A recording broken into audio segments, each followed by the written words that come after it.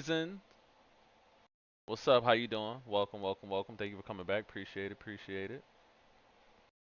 So now the QB room has gotten a little bit, you know, better.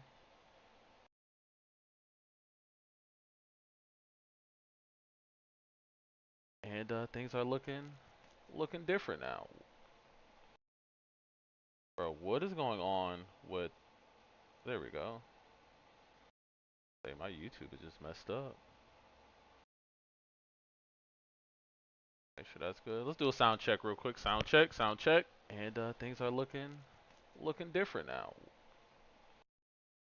All right, sound check is good. Sound check is good. Um, do I have any other? I need to have open. No, not really. We're good. All right, so like I said, things have changed. We got less quarterbacks in the room. They announced Dillon Gabriel to be QB2 like we all knew. It's not a surprise. Ain't nothing surprising to that. That's who they wanted. They've been wanting that. We knew. It's all good. It's all good. Don't worry about it. Dillon's going to be the first one up when Joe Flacco, drop the ball because he is going to drop the ball and we're going to look at it. We are going to look at it. So when Dillon Gabriel gets up, guess what that means? You get the last impression on the guy that we want and everybody wants to see. Okay. Where is this at? Mm.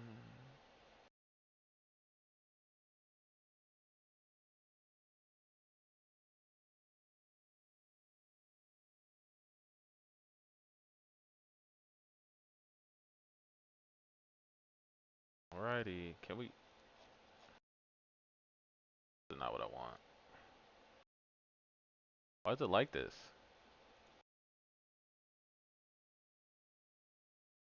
No. Why is it like this? NFL Pro, please.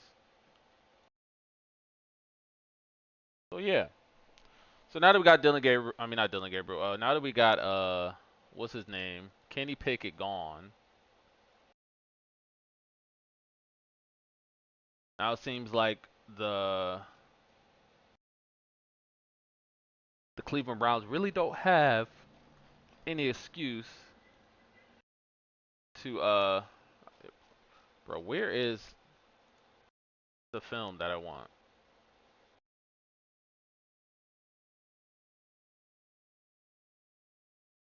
Oh my goodness.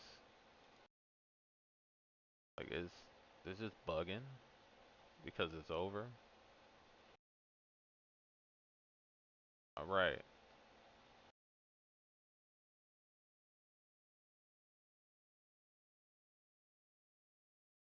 All right, I think this is bugging.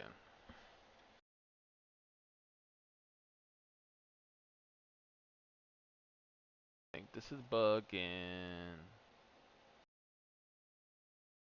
Excuse me. Trying to pull up the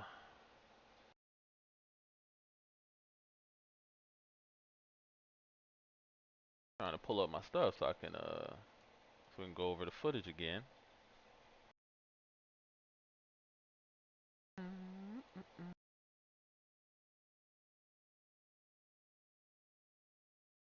Um,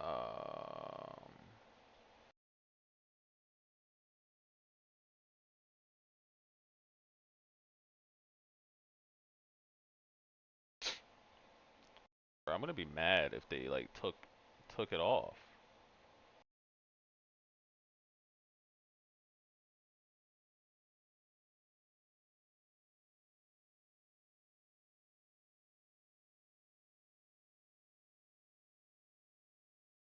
Bro, did they take the preseason games off of the pro thing? I'm gonna be so mad.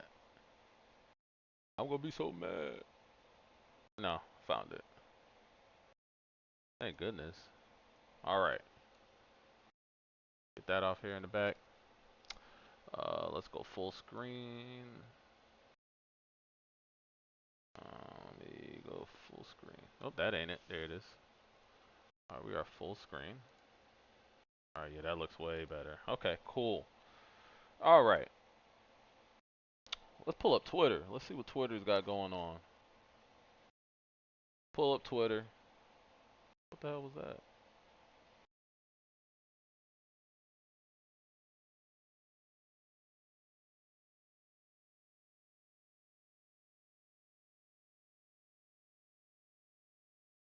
All right, we got our boy Cam Ward I don't have a rivalry with him. That's my talking boy. about So, Shedeur. at the end of the day, this whole process, we thought me and him were gonna be 1 and 2 the whole time. Whether he's one, I'm two. Whether I'm one, he's two. And so that's just always been, our mindset. It didn't go that way. But I mean, just coming out of college, even to the draft, I thought he was one of the better quarterbacks in the draft as well. Even throughout college, he's been productive. Where he's been every time. And he's always been, just a great person to be around. A lot of stuff out there on him ain't really, the truth.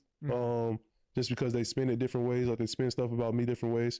But I mean, I've always thought he was a productive quarterback. A lot of people may have their own opinion. I have mine as well.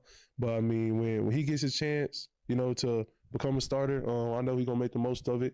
And I'm ready to get back to work with him. After the season, talk some more stuff to him. Say some crazy stuff. I mean, we just gonna keep on pushing each other. All right, so that's the number one draft pick. That's the number one draft pick. Cam Ward talking about our guy Shedeur. Pretty much dispelling all the little rumors out there. Just like when you see people like that and how heavily, uh, the media try to make him out to be some bad kid, too cocky, and all this other stuff.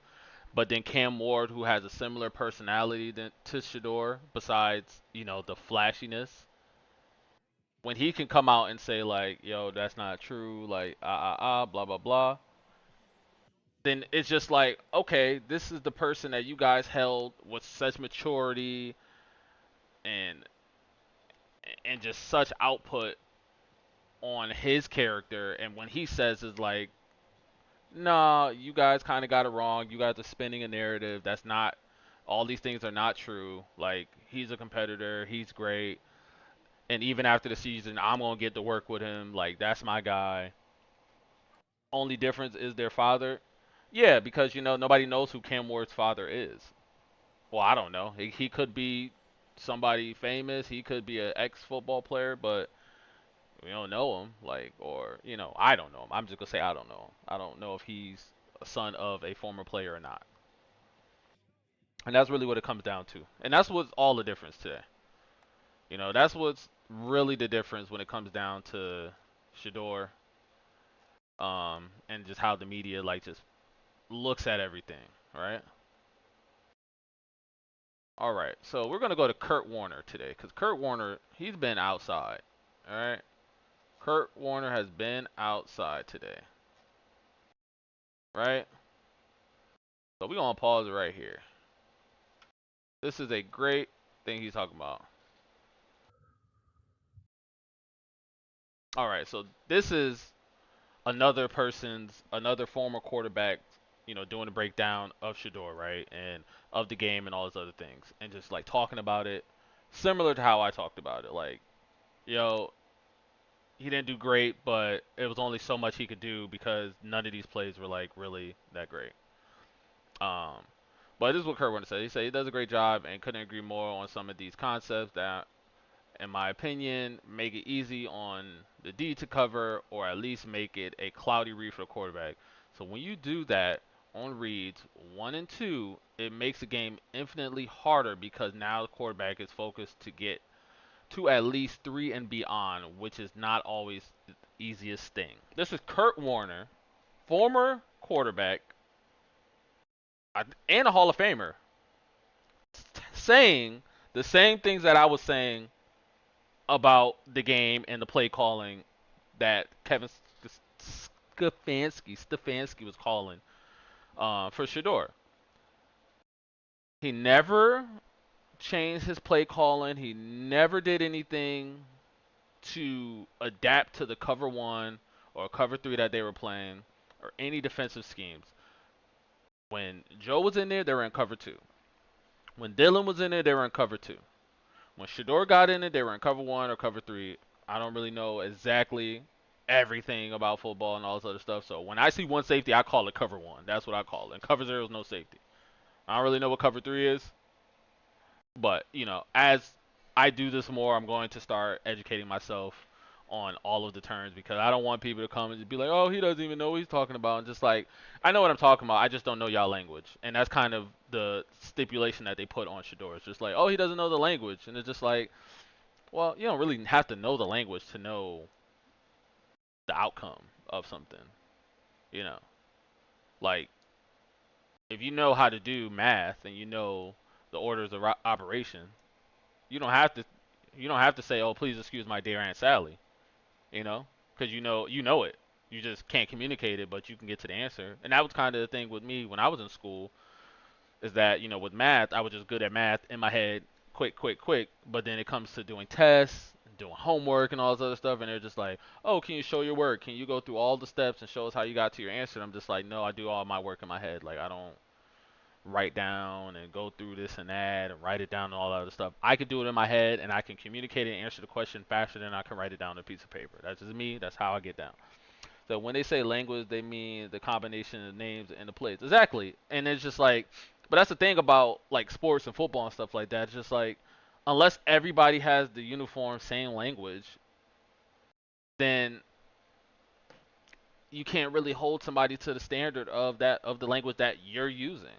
So if Kevin Stefanski is using a combination or a different type of language that he learned from a person that learned from another person that learned from another person that learned from another person, eventually the language is going to change. Eventually something's going to change. Eventually there's going to be a coach that's going to say, "Why am I telling my quarterback and my team to remember fire right, tango 3, zipper 1, on break on 15. Like why do you have to say that when you can just say you can just break things down with shorter terms? Hey, I can make up a simple concept, easy to remember concept right here. We got four receivers, right? So that's one, two, three, four words that you need to say, right? And then you got your line. That can be five. So that could be the protection. And then your running back is six. So you got six words to say. And it can be colors. Red is a slant. All right. So we're going to go slant on red. That's the furthest receiver out to the left. We're going to say slant on red. Blue is an out route. Blue on the second receiver. Right. Then we're going to go to black on the third receiver. That's a go route. You clearing out. And then we're gonna do purple on the furthest receiver out to the right, and that means that you're doing a cross across the middle. You're going across the middle, right? He's gonna clear out the safety and everything. You cross across the middle. We got a slant on the farthest. We got an out route, and then we got a go route, and then we got a crossing route. And then for your protection for your line, is another word. The line got different words than colors, right? So with the line, you can say, or it can be colors, but it can be gold, silver, platinum, or whatever. So gold means uh, we're pass protection, and we're pushing out, or we're not letting the middle come in. We're pushing the middle down. We're trying to shot block or whatever, and then we're going to shift over to the left so we can have the window open for the cross on the right because we want to go right, right? And then you got another word for the running back to just tell him to chip. So, hey, running back, your words are, let's say it's the same as the line. So if the line does gold, right, and that means that they're going to shift left, and the right tackle is going to hold and not shift because you want to get to the right, so you don't want the right tackle to shift and just let a free running back come or a free person come. Then you tell your running back when you say gold, that means that the running back is going releasing out right and chipping on for the right tackle. It's easy, right? I just came up with that. I just made that up on the fly. Like that's just something that I just thought of, right? Just simple concept. 6 words, we out of there. 6 words, we're out of there. We don't gotta tango zipper right, flea flicker, fly zero on 15. Like we don't have to do all that. You can just find a simple concept, simple words, and then you could just make the same thing. You can get the same play across with less words, less confusion, right? Yeah, the playbooks be too much. Like it can be overwhelming. Even if you know the language, like imagine you trying to say, all right, you know what? Let's do this. Let's see if I can do this. All right. Let's go NFL play ball sheet. Right. Let's do that.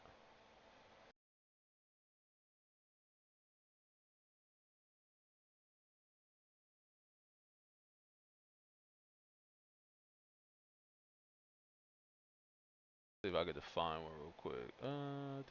Do.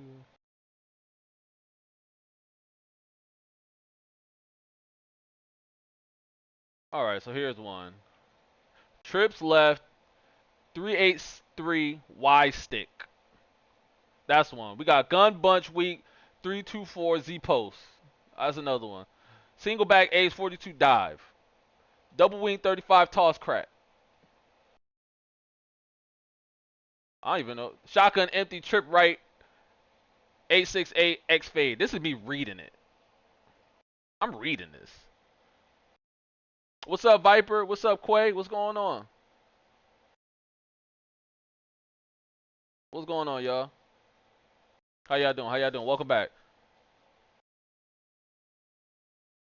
People think when we say what we say, that doesn't mean Shedeur ain't play bad or resort to bad habit. Exactly. Like that's the problem. Like when people see like, oh, me breaking down the play or showing where the line messed up and where the running back was supposed to chip but didn't chip, and oh, me showing that none of the receivers were open and they probably ran the wrong thing. The plays are on wristbands. Exactly, the plays are on wristbands. But imagine all of the overload you have to remember because as a receiver, right? Let's go like this. As a receiver, let's think about it as a receiver, right? As a receiver, you got to play multiple positions. So you have to remember every position for every play on all of them. And as a quarterback, you can have this on your wristband, but the wristband ain't going to show you every route for everybody. So you have to remember every play, every route, every protection for a thing instead of just like not, and you have to remember that on the fly. That's so much overload thinking and processing, and as you go through the game and as you get more tired and as you get more winded and you get less air to your brain, it's harder to stay more focused. And that's why you see a lot of either quarterback starting off real high and then drop in, or as they go through the game they can surge and then come back down, especially the running quarterback. That's why you see like people like Cam Newton throw a lot of picks because he'd be so tired. He'd be gassed. So then you got to remember all of the. All right, shotgun empty trips, right? 868 X fade. All right. So these are the unless these are the routes, so you got to remember. Okay, this is the X receiver, the Y receivers, whatever receiver, and this is the sole receiver on the outside to the left, right? So dude on the left, you're running the fade. Everybody else on the right, you're running the 8 route, a 6 route, and the 8 route. I don't know why two people be running the 8 route together. So does this mean this is the routes that they're running? I don't know, right? You know, Shedeur does have PTSD. Chris? Would you have PTSD?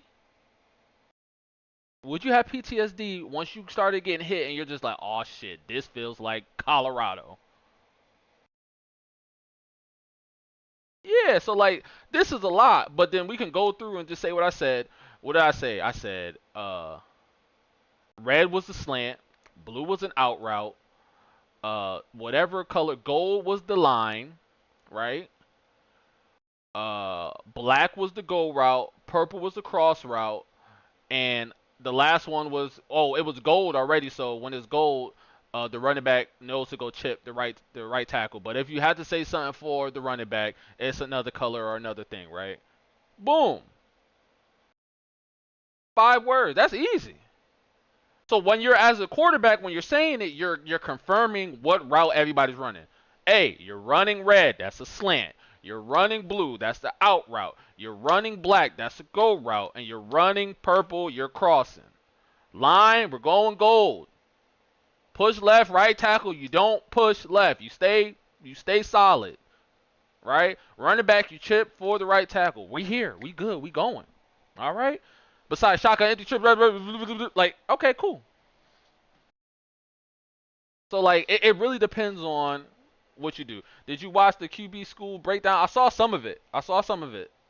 Um, I wanted to watch all of it, but it was just so much stuff going on. I didn't watch all of it. But yeah, everybody like that's the problem. Like, even this guy, he said he played a lot of quarterback and stuff in the league. So like even he's saying like like I said, Kurt Warner said it. Like, bro, the play calls that was happening wasn't good plays for the defense that they were playing. And the defense that they were playing were great counters to the offense that was being called. So Shedeur never had the one or the two option ever. He had to get the 3 and 4.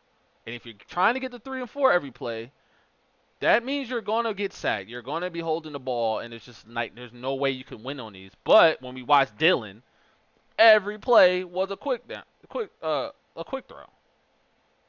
It's rough out there. So look at this. It's rough out there, coach. 3 completions, 5 sacks. Not the ratio. A whole lot of opportunities to showcase that anytime soon.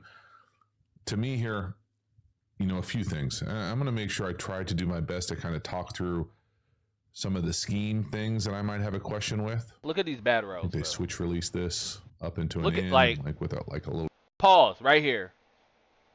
Hey, what's up, Adam? Good news for Shedeur. The Browns liked him enough to get rid of Pickett, and he moved to the 3rd string. Yo, Adam, it was always going to be like that. It was never Kenny Pickett was never going to be there, bro. It was just smoke and mirrors. But it was going to be, if Pickett beat out Joe Flacco for some reason, Joe was going to get cut. Like, one of them weren't going to make it. But it was just like so annoying that once Pickett got injured, like you're still letting him throw 7-on-7, and I guess because they were just like, okay, we're going to trade you because you're not the guy. So, all right, we're going to trade you. We need to just show you throwing the ball so somebody can be interested. But it's just like, damn, bro, those 50 or some odd passes that Kenny Pickett took, 50, 60 reps, could have been used for Shedeur. And it doesn't even have to be with the ones. It could have been with the twos and, like, just more. Like, more. They wanted Shedeur to get picked to match Dillon. I know. Y'all can't tell me that this play call is setting up for you to throw an interception because everything is going one way. Everything's going one way, and it's not a rollout. This is not a rollout. This is not a all right, we run a shotgun. We're gonna ball fake here, and then we're gonna roll to the left. Like, no, you're supposed to be under center, play action, and then rolling. And by the time you get to the play action and roll, this should already be here. This shouldn't even be this deep. This should be right here, and this guy should be right here to give you enough space. Why? Because he's gonna explain it. Now, the thing, we're not in the quarterback. He'd rather get sacked than to pick. Me sure too. What the read is, but a play like this where what TJ said was definitely running right. up and going to their right, you would he threw a bullseye touchdown in practice. What was it today? Adam? Right to left, just because everything. All right, so you remember the video that I went over when I was let's go to the YouTube. Yeah, I remember the stuff I was going over, right? And I'm telling you, all of my like stuff is just like kind of going up, going crazy. I ain't gonna lie to you. But yeah, I remember what I was saying with this, right? We're reading the progressions from his eyes. Don't let me tell you where the progression is. Look at his eyes. All right, you're going from one side to the other. I'm on 82 now. Right. He's not open. Can't do it as a triangle. I'm on 87 now. He's not there. Can't throw that because he's sitting right here in the middle. I'm on the right. So we can see that for whatever play calls, your eyes go one way. So in this one, obviously everybody's coming this way, so you kind of want to go, all right, you want to start here because this is the closest, and then you work your way to the backside. Opposite for the other play that he did because it was opposite. So everything was going that way. Everything was going to the left. It was the same play, just flipped over. Damn near.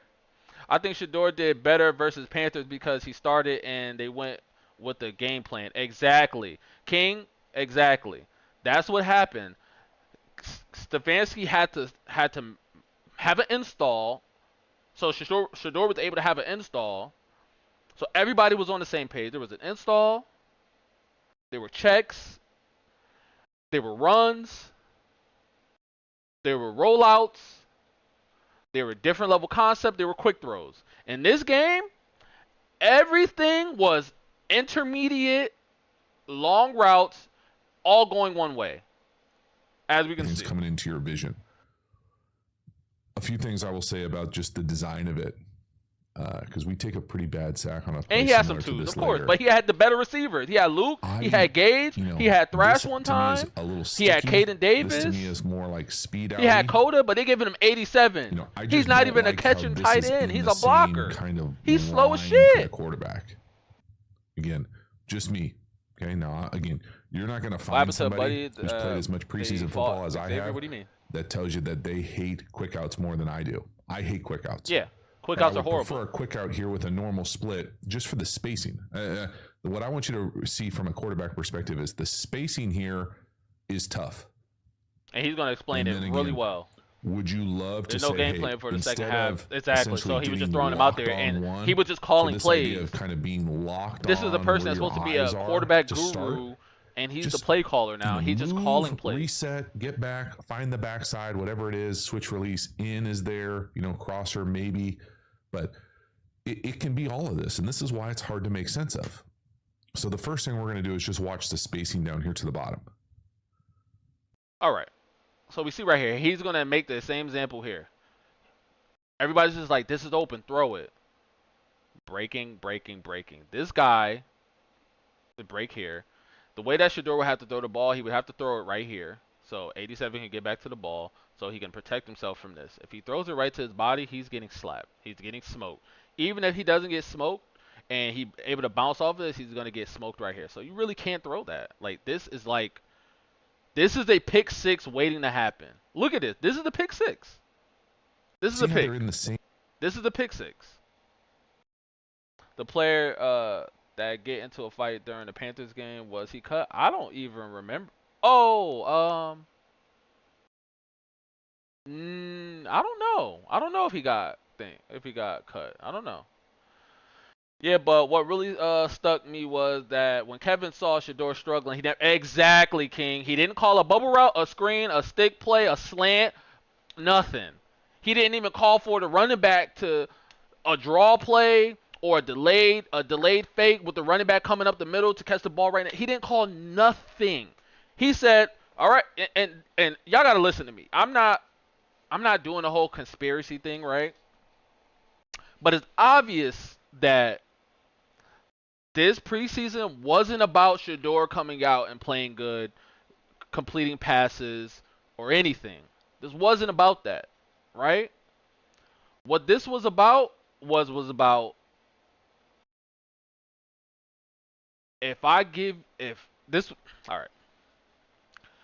This was about these are your weaknesses. If I put you in a situation where you're going to revert back to your weaknesses, drifting backwards, taking sacks, blah blah blah, are you going to do the things that we told you? Like, even if you get sacked, are you going to step up and get sacked? Are you going to throw the ball away? Like, what are you going to do in this situation? That's what this was about. This wasn't about anything else. Right? I think we all can see that. We all can notice that when you call certain plays and let's say like at the beginning that wasn't a thing, right? And they're just like, he called one play, he was just like, damn, these niggas can't block. All right, well, I'm going to keep calling the same plays. Same lane, from a So look at quarterback this. perspective. If you would have threw it, that's a pick six. It's gone. That's a pick six. You can't throw that. That's not me being a fucking homer, okay? Earmuff, sorry. That's not me being like, oh, just look. He throws it here, break. Throws it here, okay. Break. Again, hey man, break. This is not me tooting my horn. If he don't even get to it, he just an instant tackle. Football. Incompletion. It sucks back there sometimes. You can't just say, okay, I'm just gonna like this, like it's. They were recess. upset Shedeur would rather take sacks and protect his pass percentage rather than throw the ball away. No. Honestly, bro, there wasn't that many opportunities for him to throw the ball away. We'll go over it again. Easy for me to say. What are Dillon's weakness? Dillon weakness is seeing over the line. Dillon does not go through progressions well. Dillon is a 1-2 throw. One throw. Like, he doesn't go from 1 to 4 and then like make things happen. Dillon is not a playmaker, right? So Dillon's not a playmaker. Shedeur is a playmaker. Shedeur sometimes gets in trouble because he wants to make the plays. Dillon does not want to make the plays. Dillon wants to dink and dunk, get the ball down the field. Both are fine because we see Patrick Mahomes, playmaker. Josh Allen, playmaker. Lamar, playmaker. Playmaker. Right? And then we see people like Dillon Gabriel who, let's see, like, I don't even know who's like a dink and dunker in this league now. Brock Purdy. Like Brock Purdy. Uh... Jared Goff. But Jared got them receivers, bro. He got them receivers. Jared will throw that bitch. I don't think Dillon got the arm to throw it like that. Right? But yeah, he's a dink and dunker, right? He's gonna take the first read every time. And we can go to the film and see it. Dillon was given the first two progressions open. Exactly. Every time. Every play, it was 1-2. Every play that he had. Alright, you know what? We're gonna get to it. Let's get to it. Let's get to the film, right? Let's go to Dillon. We're not even worried about watching Shedeur right now. We're gonna go to all Dillon's plays, right? All right. All right. Let's look at the play. We got motion. 86 on the line. Look where his eyes is. He's staring right at 86. He went off one. That's it. 1-2. Now look at the play. Let's look at the play. It's the same thing as Shedeur's, right? Almost the same play as Shedeur. Got three people on one, right? Clear it out. This linebacker is going over here with the running back, right? You got pretty much everybody on the same level. So this guy is pulling the safety. His DB playing outside contain. And he's able to get deeper into the zone, because zone. This is able to get them wide because the running back is further out here. So this guy has to move over, right? This guy's stepping up because he wanted to hedge right here. So this is wide open, right? So he gets it there. Boom. Space. Cool. Look at the next throwing play.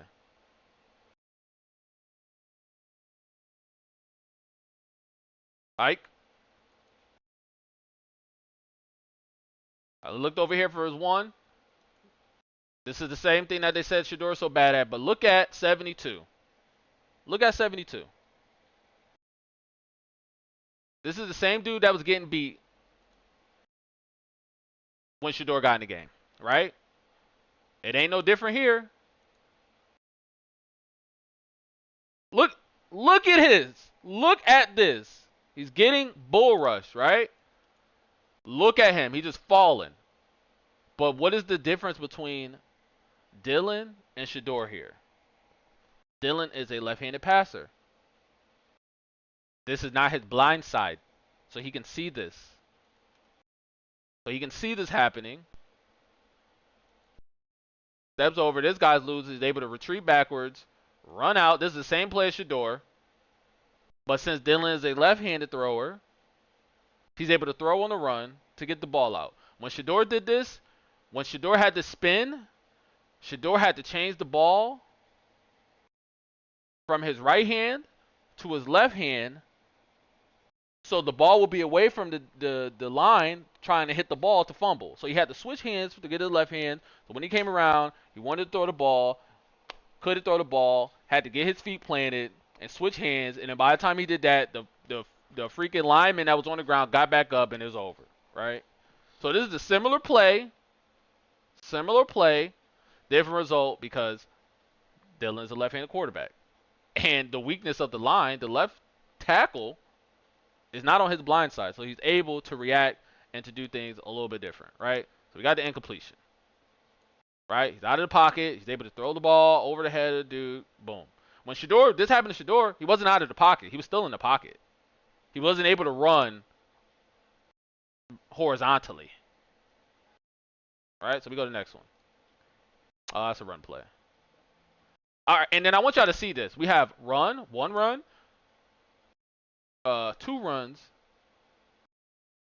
Where is it? 3 runs, 4 runs, 5 runs, 5 runs in the first 1, 2, 3, 4, 5, 6, 7 plays. 5 runs. Is this not completely different type of game that was being played? These are 2 different games that are being played. Shedeur came out and damn near threw every play. So the defense just said, okay, pin our ears back. We're just going to rush every play. Cover 1, we're just going to rush. We don't care about no running. We don't care about it. Do it.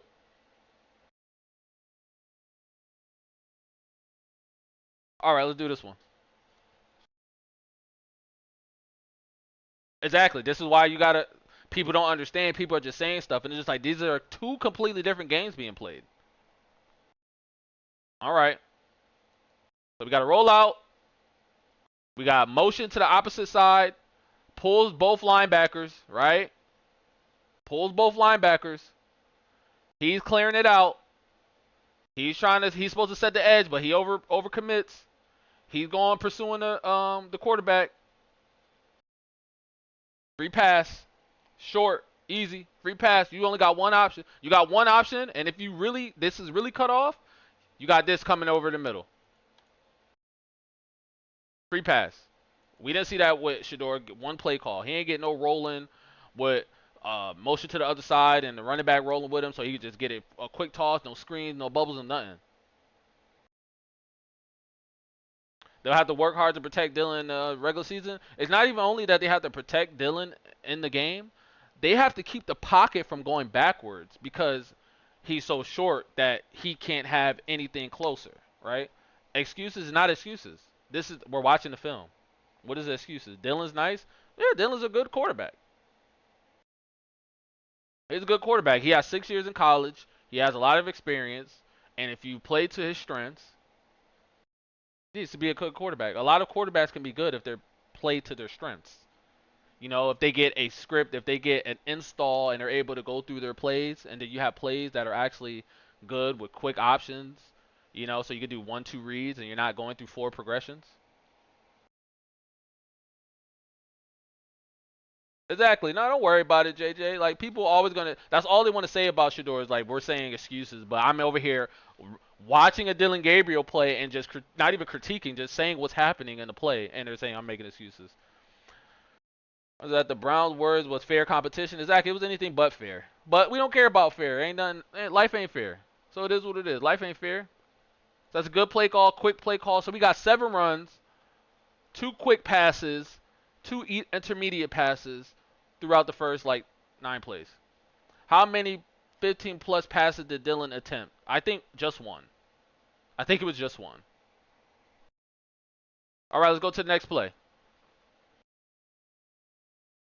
Let's go to the next play. I wish they had sound on this, man. I don't like that. I don't got a sound. All right. All right, so we got the line. The line is sliding left. So he's going to fake handoff, roll to the right. Right? Okay. Fake handoff, roll to the right. Wide open. He has open. 82's wide open. The processor. Wide open. If this was Shedeur, people would say that he is not fit to play in the NFL. He needs to sit down. He should be on the bench. He shouldn't be a second quarterback. He shouldn't be starting. If this was Shedeur, right? 82 is wide open. Coda is wide open. That is wide open. Did y'all see anybody wide open? Y'all ever saw anybody this wide open? And even with the DB making it, because he knew he fucked up, making a bad read and being out of position, and then reacting thinking that the ball's going to 82 and it's really going here, it's still an incompletion. Dillon too small to see that far. That's a touchdown. That's a touchdown. All you gotta do is throw it to the pylon right there. Just throw it, drop it in the bucket, baby. That's it. But y'all see how these plays are just designed differently, right? Y'all see these plays are designed differently. There's options. There's a quick option.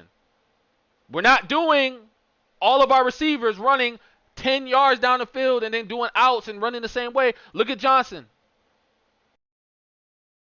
Y'all know what this play is? Do y'all know what this play is, guys? Let me know if y'all know what play this is. What play is this? What play is this?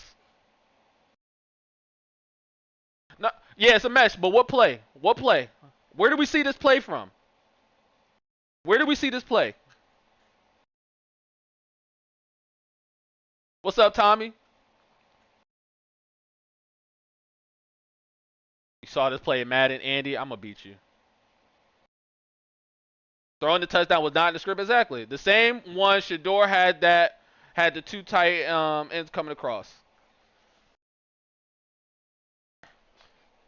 Let me show y'all something. Let me show y'all something. Do do do do do do do. Off the play fake, Shedeur Sanders.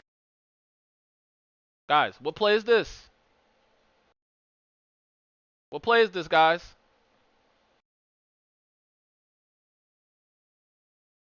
What play is this, guys?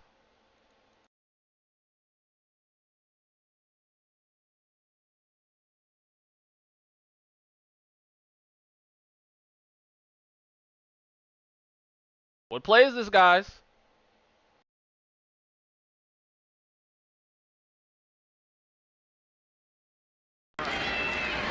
Johnson coming across. 82 is running this. This is just, instead of it being a running back, it's a drag across. Johnson ran across. Over here going across. Breaker in the back. Pretty much the same play. Only thing different, instead of 80 coming across through the backside, he's just running across. Because he's throwing a pick for Johnson. That's it. That's the same. It's a damn near same play. But instead of having 80 run the opposite way or run this way as well, it's just a different variation of the play. But we saw that on this play, and Shedeur went to the opposite way against his throwing hand, was able to get his pass off. Dillon Gabriel goes here, can't get his pass off because somebody's pressuring him. Same play. Cross, flat, pylon, backside, end zone. Same play. Different depths, obviously, a little bit different depths, a little different concept, but it's the same play. Same concept, right? Looks the same.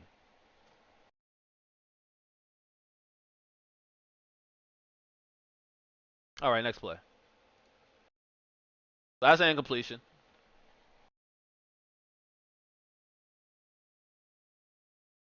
Yeah, Tommy, it's going to show up. It's going to show up because you're going to have big beasts over there running at him next. Like, it's going to show up. All right. So here we go. This is what people are trying to gaslight y'all and say, yo, Shedeur, you just step up in the pocket. You could just step up in the pocket. See, this is a pocket you can step up into, right? Because your center and your guards are not back here. They're not back here. Right? They are not back there. Do we have something to compare it to? Do we have something to compare it to? Of course we do. Moses could have walked through that pocket, man. Moses, Stevie Wonder, Ray Charles, me with a bad Achilles. Yeah, I could have done it too. We're reading the progressions from his eyes. All right. Don't let me tell you where the progression is. Look at his eyes. What does this look like? I'm left. I'm all the way on the All right. Look at 54, the left tackle. Look at the right tackle. The play just hiked. Look where the right tackle is. He's off the ball too, might I add. So he has a head start at this, right? He has a head start at this, right? Okay, he goes wide. He went wide. I'm left. He went wide, right? I'm on. Double teamed. Look at him. Look at this right here. This is his leg It's gone. His leg off the ground. If you and I see it, the coaching staff sees it. No, they don't see it. They can't see it. They don't want to see it. They don't want to see it, right? 82 now. All right, so look at where everybody is. This is a good pocket. Right here. Freeze frame. The ball just got to Shedeur hands. Feet set. Eyes, we're going through the progressions. We ain't going through it slow because, mind y'all, I'm pausing it. All right, it's paused. I paused it on things, so it's slow motion. This is slow motion. He's not right? open. Can't do it. This is a double team, right? The double team. 67. I'm going 87 now. 67 look like he about to release for a pass. Look at 67. He's about to release. Is he an eligible receiver? There, can't throw that because he's sitting. All right, look at 54. Let's look where 54 started. Let's look where 54 started. 54 is facing like this on the hike. And a second later, 54 is like this. When 54 is like this, that means his back is towards Shedeur. He is in between Shedeur and the defender. And he ends up like this. So that means that he is no longer with his back between Shedeur and the defender. That means that the face mask of the defender is now the next closest thing to Shedeur. Let's look at it. I'm on Hello. 87 now. Hello. He's not there. Can't throw that because he's sitting. Why are right you here in the middle. turning? You shouldn't. And people are going to say, oh, this is a step up. Where? You can't look at it. He's getting manhandled. This guy's about to release for a touchdown pass. He's over here getting jacked outside. up. Oh, Where we going? Okay, I'm trying to step in. Where's his hand? He's already in Shedeur's hip. He didn't step back. Look where his feet are. right here in the middle. When he took the step, it wasn't a step back. It was a step forward, which means away from the threat, not back to the side. Right? People are trying to say, "Oh, he drifted backwards." No, he didn't. Oh, as soon He as his jumped eyes get to over, the but the dude is outside. losing so bad. Look at his butt. Look at his butt. He's jumping forward. He's not going backwards. He's not doing the James Harden. He's not doing this. Right? He's not doing that.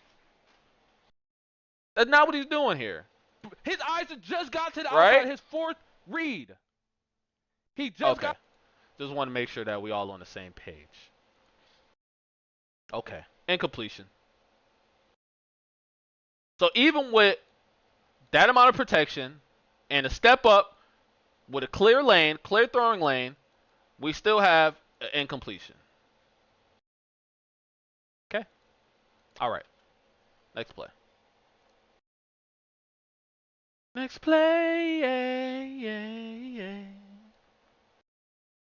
All right, let's get it.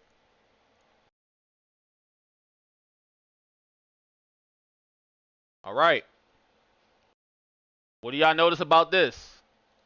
Let's go to the time. This says 4 seconds, guys. Let's say 4 seconds. Catch the ball, throw. It's 2 seconds. Got a stick route. Look at all of these routes. Stick route. He's turning. He's turning. Why Shedeur ain't get none of these? He just got 3 fucking stick routes. 3 of them. Pick and choose which one you want to throw to.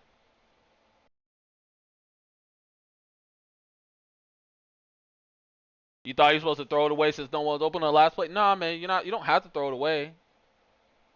You don't have to throw nothing away. Great play, great pass. Boy got lifted. 68, you got to get out the game, big dog. All right. Oh, this is the same play. We don't need to see this.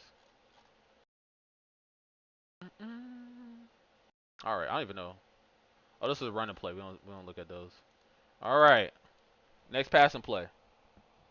That's what they said for Shedeur. I know. 3 stick route is crazy work. Exactly. They say Shedeur is a slow processor. Anybody can be a slow processor when you don't have any routes to like, look at these routes that are being ran. All right, hike. Y'all know there's a play that I went over where the ball was hiked and the ball was in Shedeur's hands and nobody moved off the line. All right. Quick throw right here. Dillon Gabriel's only one. He's a one read player. He's only looking here. He ain't looking at nobody else. One read. Good pass. Just wasn't able to catch it. All right. One read. Next play. They gave Dillon 2-step drop combo routes. Exactly. The entire time. He ain't getting no 7-foot step. Okay, back foot. All right. I'm running backwards. This is the things that they said about Shedeur. Why is he stepping in, guys? Why is he stepping in? If he steps in right here, he's free. If he steps in right here, he's free. No, he's running backwards like Shedeur. Okay. Hello? The slowest processor, Intel Premium, wide open right here. Wide open. Caden Davis is clapping for the ball. Wide open. Why is he on one person? Because that's his only read.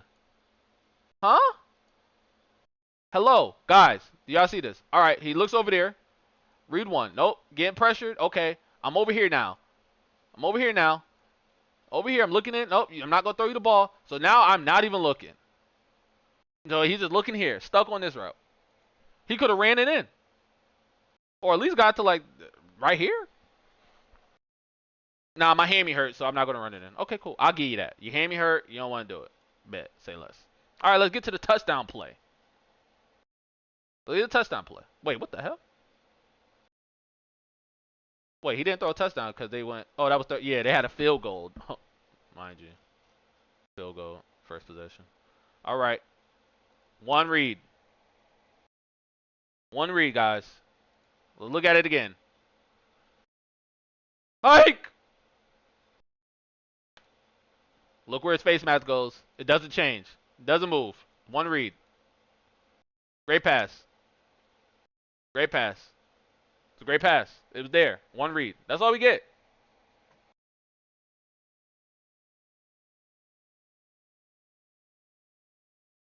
You show Shedeur and say how much is everyone's fault, but Dillon Gabriel is all on him. What do you mean?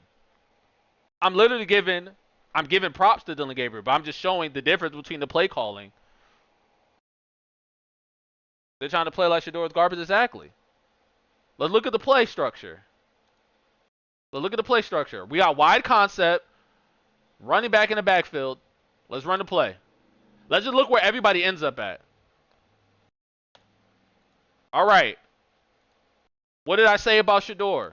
I was like, they didn't give Shedeur a play where the running back comes out of the backfield and is a quick check down option. Right? So what do we get here? We get the running back coming out of the backfield and being a quick option. A check down. We got a clear out. And we got one-on-one on the edges. We don't have, instead of, like, every Shedeur pass was fucking up and cross. Everybody's going one way. Everybody's just fucking in the same area. When you go over Shedeur, all I hear is it isn't his fault, but Dillon Gabriel is all about what he didn't do. Chase, what are you talking about? You're not even, like, listening.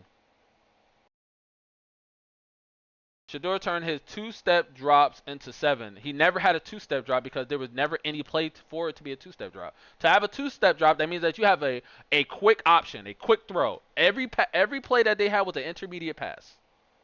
He never had a 2-step drop. I criticize every look. What am I criticizing? I'm saying that Dillon Gabriel is a one-read quarterback right now. That's fine. That's not bad. That's not a bad thing. If your coach is calling plays for you to have a one read, that's fine. That's what you do. That is your power. That is your strength. That is where you are excel at. So why wouldn't the coach call plays where you do good at, right? But when Sander had that wide open tight end, you said he didn't. Oh, Chase, I'm so glad you're here. Because even though I posted that the tight end wasn't wide open, you're still saying that the tight end is wide open. So let's go to it.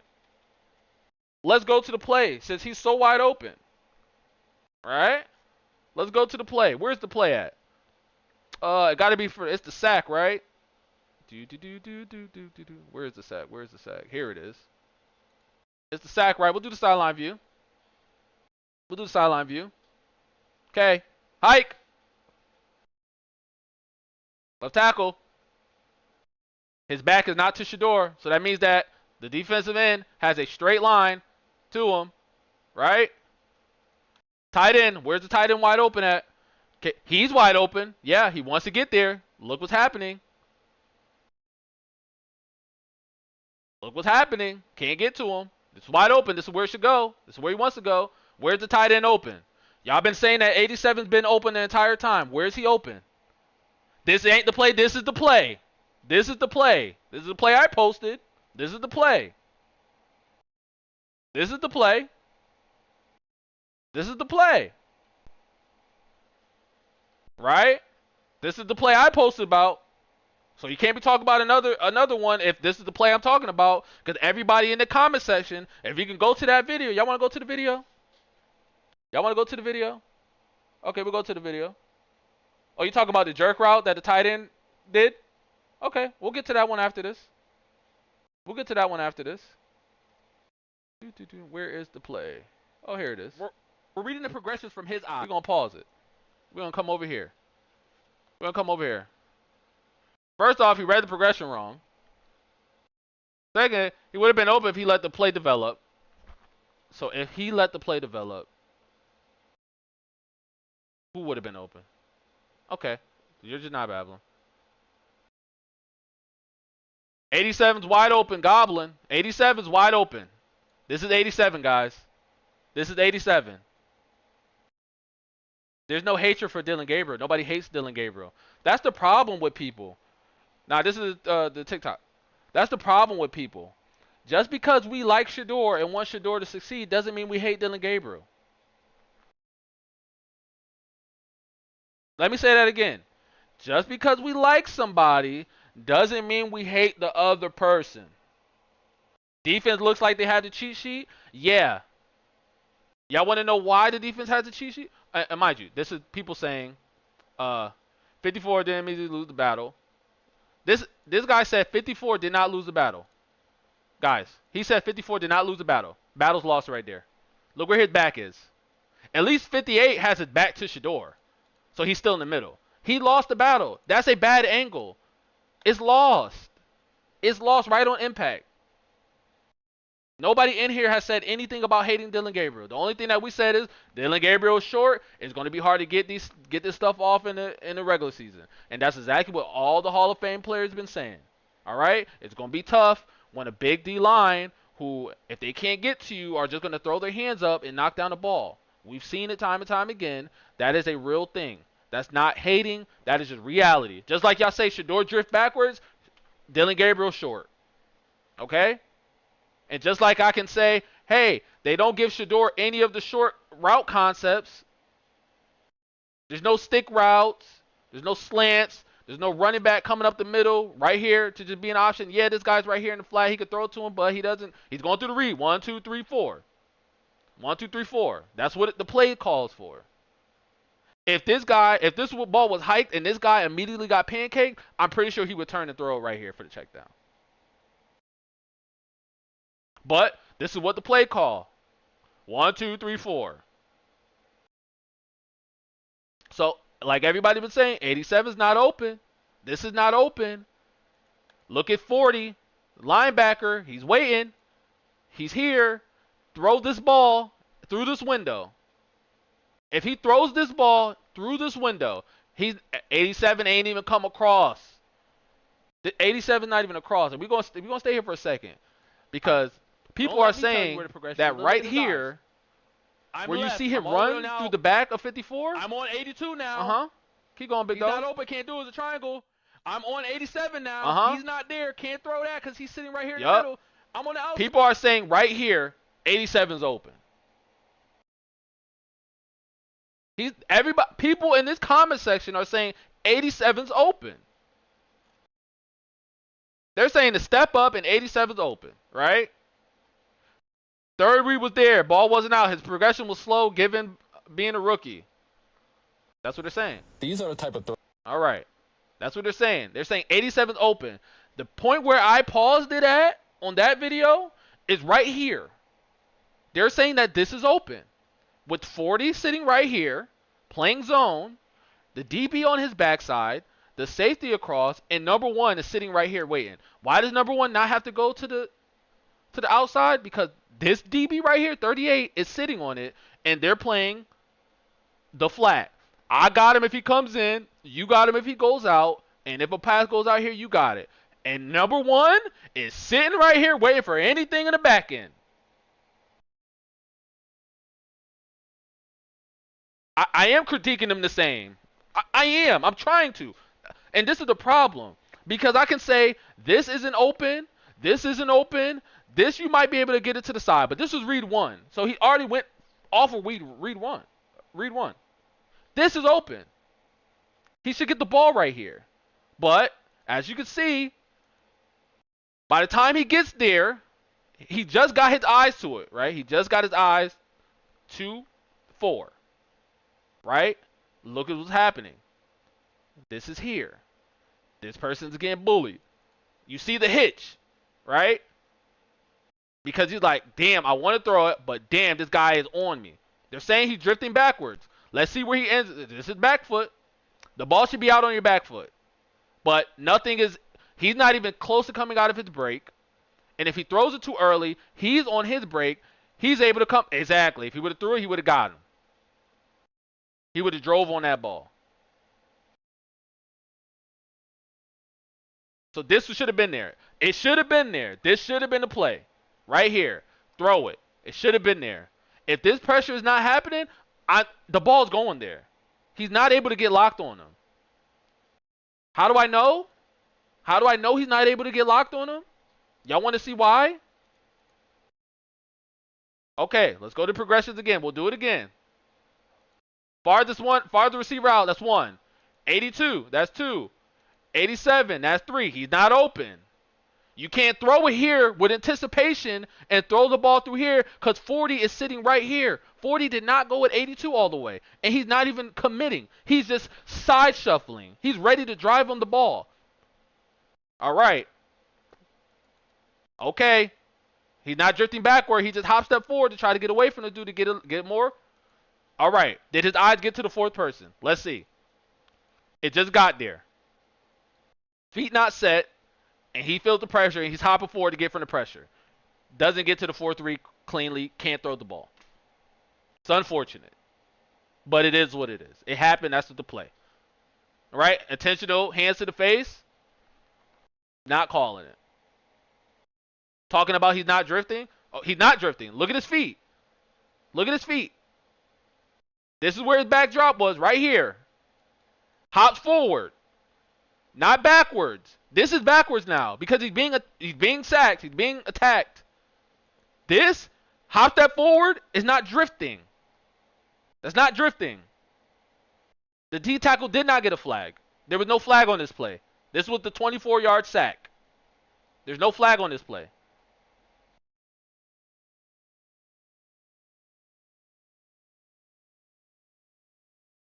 Forty would not have made it to the ball.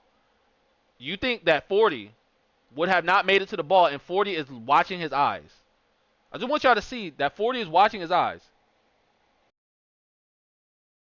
Don't drift, but somehow ends up... Okay, so this is the line of scrimmage. So he's standing right here, so he's 5 yards off the line. All right?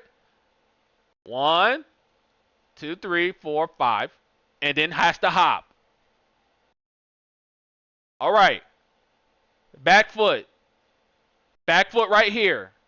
Line of scrimmage. Back foot here. 1, 2, 3, 4, 5, 6, 7, 8 yards off the line of scrimmage. And if you want to count his back foot, we'll just say 9 for instance. You'll say 9. We'll say 9. And this is not drifting backwards. This is where the pressure is coming from. He can't step up. Hand is already out. How do we know his hand's already out? Because we have the other view, right? So we can go right here and see that his hand is already out. He can't step forward. He steps forward. Look at what this guy's doing to this man. He's there. He's waiting. Look at this guy right here. He's not even rushing. He's looking over this guy's shoulder because he's manhandling him, and he's waiting for Shedeur to step up so then he can attack. What are we saying? You said sorry you don't think that Shedeur is an NFL quarterback? I mean, if you don't think it, it's cool.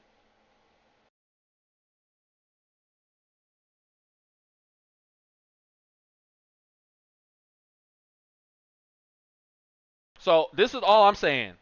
He should have gotten the ball off to the fourth read. He wasn't able to get to the fourth read. And that's unfortunate. But it is what it is. It's part of the game. So if you go to right here, let's see when the ball gets snapped. The ball gets snapped at 4 seconds. All right, so the ball gets snapped at 4 seconds. 99% of the NFL teams agree with you. I mean, I don't think so, but you know, it's cool. I mean, that's your opinion. You can have your opinion. But all right, cool. You know what? Let's do it like this. Let's do it like this. Let's do it like this. Right? Let's say that Viper's in the YouTube chat. He said 99% of the NFL team didn't think that Shedeur Sanders is an NFL quarterback, which is crazy because nobody ever said that. Everybody had him going first, second round, and whatever happened to where he dropped. Cool. We'll leave it like that. Let's say that Shedeur Sanders end up getting a 5th round grade after whatever happened with the interviews, whatever happened, right? Dillon Gabriel draft position and draft grade was 6th and 7th rounder. The only team that was going to draft Dillon Gabriel that high was the Browns. The same team that drafted Shedeur. So it don't matter. It don't matter. A lot of teams didn't think that Dillon Gabriel was an NFL quarterback because he's too small. So what are we saying? It took one team. One team took him in the 3rd round, and everybody said, why you do that? Right? Why you do that? He's not, what? Why would you draft him in the 3rd round? Everybody have him slated in the 6th, 7th round. And then when they drafted Shedeur in the 5th round, they said, why is he getting drafted in the 5th round? Everybody have him slated in the 1st and 2nd round.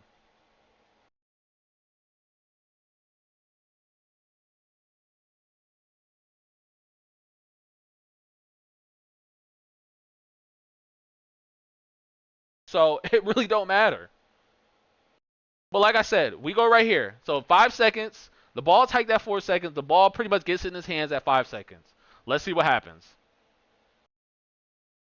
Okay, hello? Guys, y'all see this? We're here, right? We're here. You remember... Oh, did somebody posted, sent... Was it on Twitter? I think it was on Twitter. Let me go back and look. I think it was on Twitter. Was it on Twitter? No, it was on Facebook. Damn, I ain't gonna be able to find that shit. Make sure y'all follow me on as many of the socials as y'all can. My Facebook posts be going crazy, so you know I'll be out there. I'll be over there doing a little bit. Oh man, I wish I could find this, but somebody pretty much sent me a stat or whatever to where it said that Dillon Gabriel threw the ball in 2.7 seconds and Shedeur Sanders threw the ball at like 3.4 seconds, right? But I want y'all to see this play right here. This play right here. Look where the ball is hiked at. It's 4 seconds.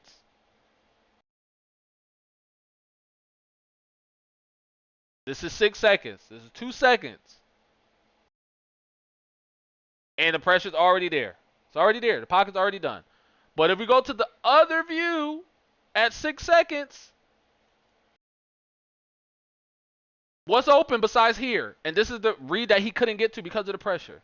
This is the only thing that is throwable.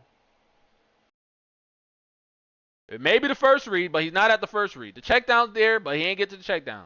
Because the check down is, if it's so bad you can't get to 1 and 2, you check down.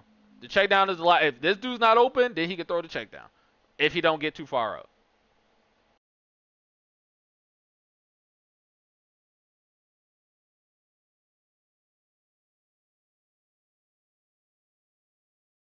So in 2 seconds, he's already in danger of being sacked.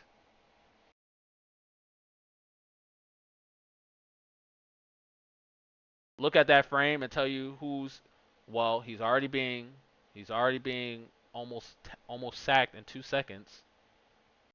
The double team on the right tackle has failed, 67 is out of the play. He's not blocking anybody. He's not doing anything. This guy has illegal hands to the face, and he's getting pushed back into the pocket, so he can't even step up. Yeah, if this wasn't happening and he was able to step up at least 1 yard and drive this ball in, he gets it. But like I said, we go to the 6 seconds. This is him hopping up. He's only on 87 right now. This is a 1.2 second, 1.5 seconds. Because he caught the ball. He hiked the ball at 4, but the ball got in his hands at 5. So this is 6 seconds.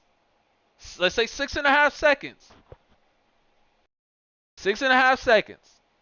1.5 seconds. 1.5 seconds. We're at our third progression already. 1.5 seconds. Slow processor. I went through 3 options in 1.5 seconds. So that means in 0.5 seconds, I'm off on another receiver. We go to another second. This is 2.5, 3. The average to throw in the NFL. And he has a nigga about to grab him by the neck.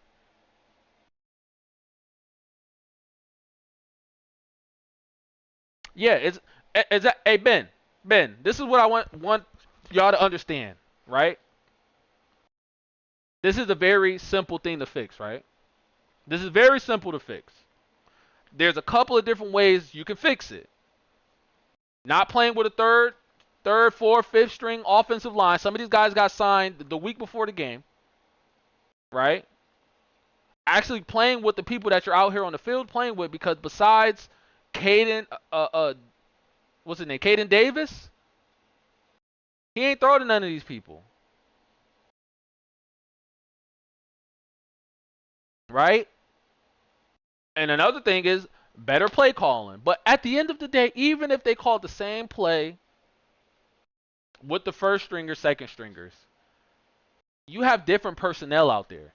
So if we got Gage Larvin on the outside running a route, and he's probably getting in and out the route a little bit quicker, and the O-line is able to hold up for not a whole nother second, or not 2 seconds or 3 seconds more, just 0.5 seconds. If he has another 0.5 seconds here, the ball comes out on the 4th read. He has so much space. Where?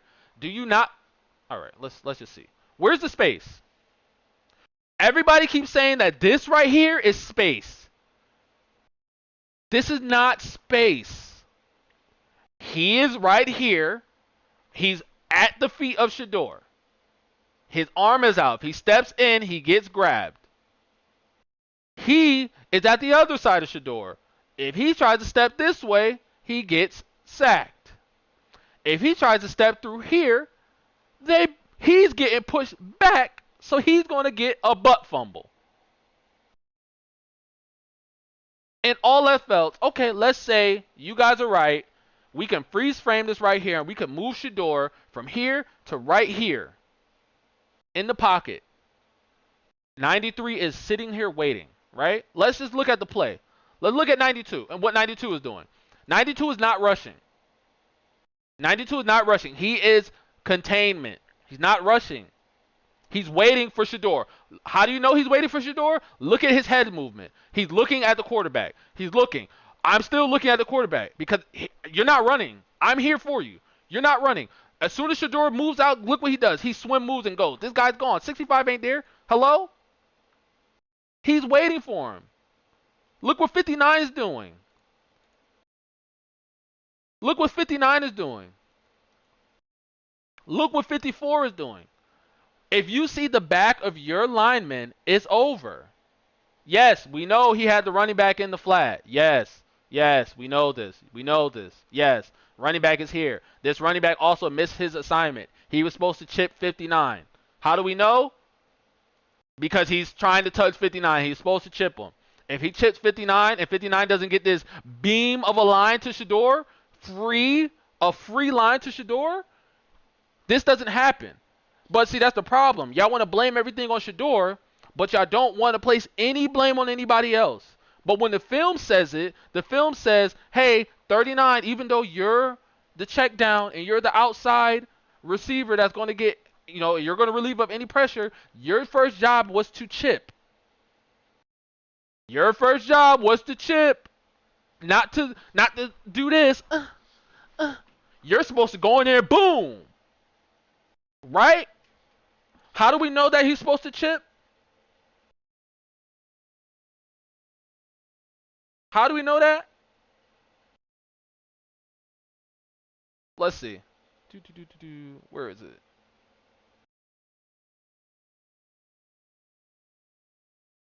Wait, was it the play before or the play after? I think it's right here. Maybe this is it. What do you mean? What do you mean?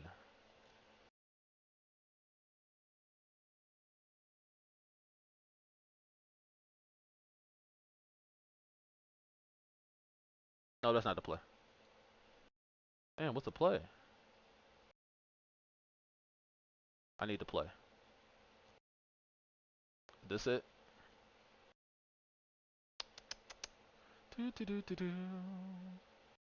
Hello? Same player. This is him chipping when he's supposed to. This is what he does when he's supposed to chip. Right?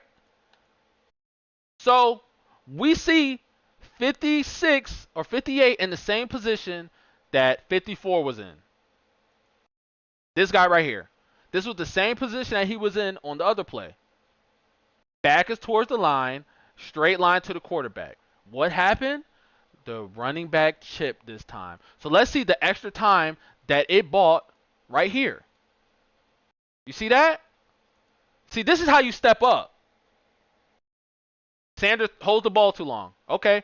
This is the play that they said that the tight ends were open. This is the play. This is the play that the other guy came in and said that the tight ends was open, right? Okay. Is it open right now? He could throw the ball out here and get it there. He can. Look where he hit. Well, look what happened when he hits his back foot. Back foot. Hit. Step. He can throw the ball over 87 right now. He's running. He's not open. Not open. Not open. He's in the flat. This is not open. And since he's playing the flat, that means that his job is here. The safety is already over here. So if he doesn't throw this ball on a line to where this guy can't turn and jump the ball, and this guy is not slow enough so this guy can get there and meet him, this is a pick or it's an incompletion, and you just put this guy in a horrible position to get hit in the back while he's trying to receive the ball. Okay. So is it open? Is it open? Because he's looking. Is it open? No. It's not open. So even with the chip, it bought extra time. So if this was the other play, this would have been extra time. But this is the same result from the other play where this guy is a straight line to the quarterback again. Are we not watching the same film? Okay, hits the back foot. Ball's supposed to be out where? Where's the ball supposed to be out, guys? He can't throw it right here because 43 is driving. He can't throw it right here because 40's there, the safety's there, and he's there. They can just react to this. Even though this is a busted cover because he's not supposed to even come over here. So the safety's getting there.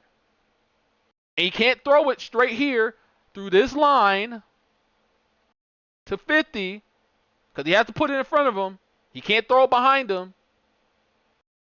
Right? So he has to throw it early, and it's going to go right over the 40 shoulder, and he's already turning.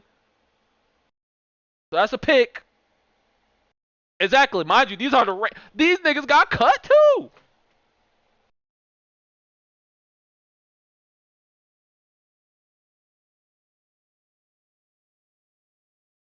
Where were all these experts last year when they were 3-14? They wasn't saying the damn thing. They wasn't saying the damn thing. They wasn't here. I wasn't here either. I'm only here for Shedeur. I ain't gonna lie to y'all. But I can just objectively see deep drop again. Bro, you keep saying like, all right, Ben, everybody, we're going to quiet down for Ben. We're going to quiet it down for Ben. Ben, when these plays are called, they are designed for a specific drop, right? There's no, hey, you catch the ball and you just stand still. You catch the ball and you do a 5-step drop. All right, what's his name? His name is The Squishy. Across the middle is open for a quick 5 yards. Okay. Let's see right here. He's running. He's running now. He's not throwing the ball. He's running. He's not in a position to throw. When he was in a position to throw, right here, this was what we're looking at. Can't throw it here because this guy's still here. You can't throw it here because this guy's clearing, right? You can't throw it too early because then 43 can jump it.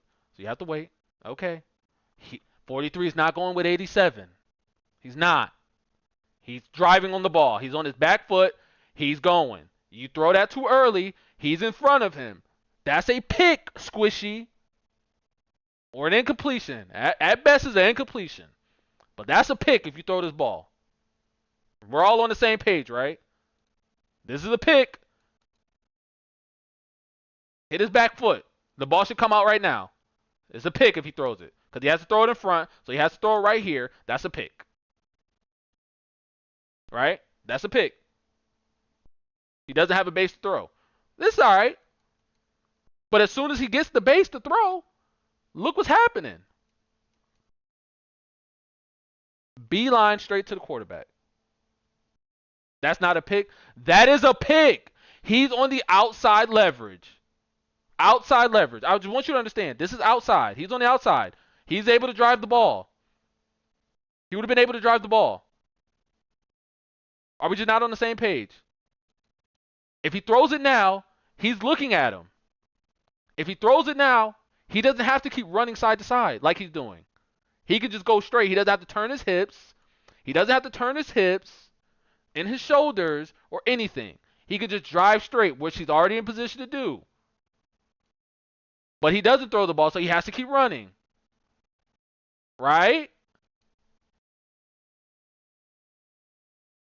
What are we talking about? What are we talking about? What are we talking about? Yes, you're saying let it play though, watch it develop. Yes, eventually he gets open. But you're saying watch it develop and you're not taking the account of what's developing. Y'all saying let it develop where? He's right here.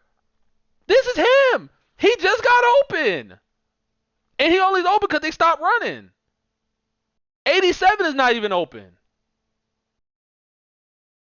You don't understand the Shedeur hype, especially after the BYU game? Bro, it was the last game. Nobody cares about BYU game. That's another thing. Y'all, this is my problem. This is my problem with people like you guys, right?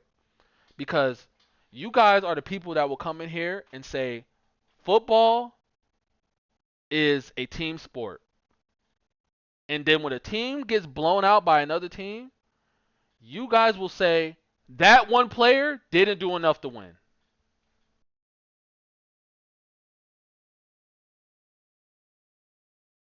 So y'all just put it on the shoulders of one person. But y'all never put it on the whole team. Go back and watch Dillon Gabriel bad game. I don't have to. There's not a Dillon Gabriel hate thing. Like I don't care about if Dillon Gabriel did good or bad. Like it doesn't bother me. I'm not a Browns fan. I don't care if Dillon Gabriel does good or not. Like it doesn't bother me. Throw in the receiver's vicinity. Why? So like let's just try to understand that, right? We're saying let the play develop. So we're going off of the hike, right? So the ball is hiked at, let's say, 6 seconds, right? The ball hits his hand at 7 seconds, right? All right, let's see the drop. So he's at this 5-yard line. So let's see how far back to the other 5-yard line he gets. 5 yards. 5 steps. 5 steps. So the 5-step drop. And this DN 94 has already beat the lineman. He's already lost. The lineman lost. Could have hit 87. He's late. 87 is not open. He's not open. If you throw this ball too early, 40 is right here. 39 is right here. Even though this is a busted coverage, and he's really supposed to be playing here on the outside. So this is not even like 87 was supposed to be open. He's not. This is busted coverage. He's not supposed to be running across the field. Look at the way he reacted. He's not supposed to be doing that. But it's not open. 40 is here. He could try to loft it over. This gives 40 enough time to turn around and get back because he's not even fully committed on this. Look at the way he's playing this. Look at the way he's playing it. He's not fully committed on that. The safety's there. Safety's there. If he drills it right now, I mean talking about rip it, it still might be incomplete because 40's still in the vicinity. So he's not even able to get to the back foot cleanly. 1, 2, 3, 4, 5. Okay. Okay. Yeah, he had that little extra hop. Got to clean that up. That little extra hop right there. Hit it. Got to step up.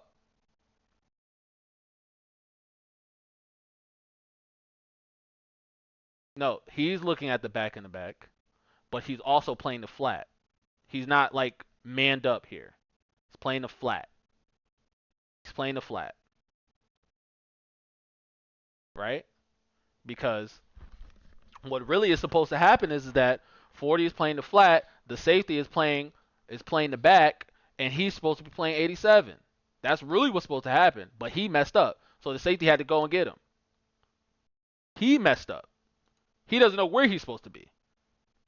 He's just following the eyes of the quarterback. He's been doing it all game. But he was supposed to be out here. So even with a busted coverage, it's still not open.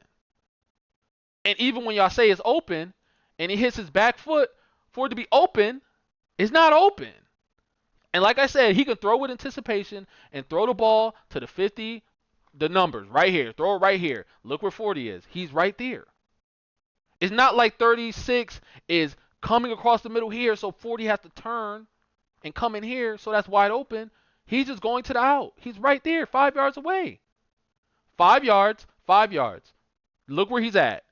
The ball has to come out now with no base, moving, and he has to throw the ball. Can't. Not open. Pocket's not clean, not open. It's unfortunate because there's an opportunity. There's opportunity here. There's opportunity here. There's opportunity here. But he has to run. Why? Because 54 loses on impact and forces him up. When he got forced up, 56 is not even I mean, I don't know like what 56 can do here. Like 56 just gets shedded. Right? He just gets shedded. What are you supposed to do here? See you not winning no games out Shedeur? I mean, they have a way better team now. They have way better recruits and way better talent than when Shedeur was on the team. So let's see where the offensive line starts at. All right. This is the line of scrimmage, guys. I'm going to keep my mouse here.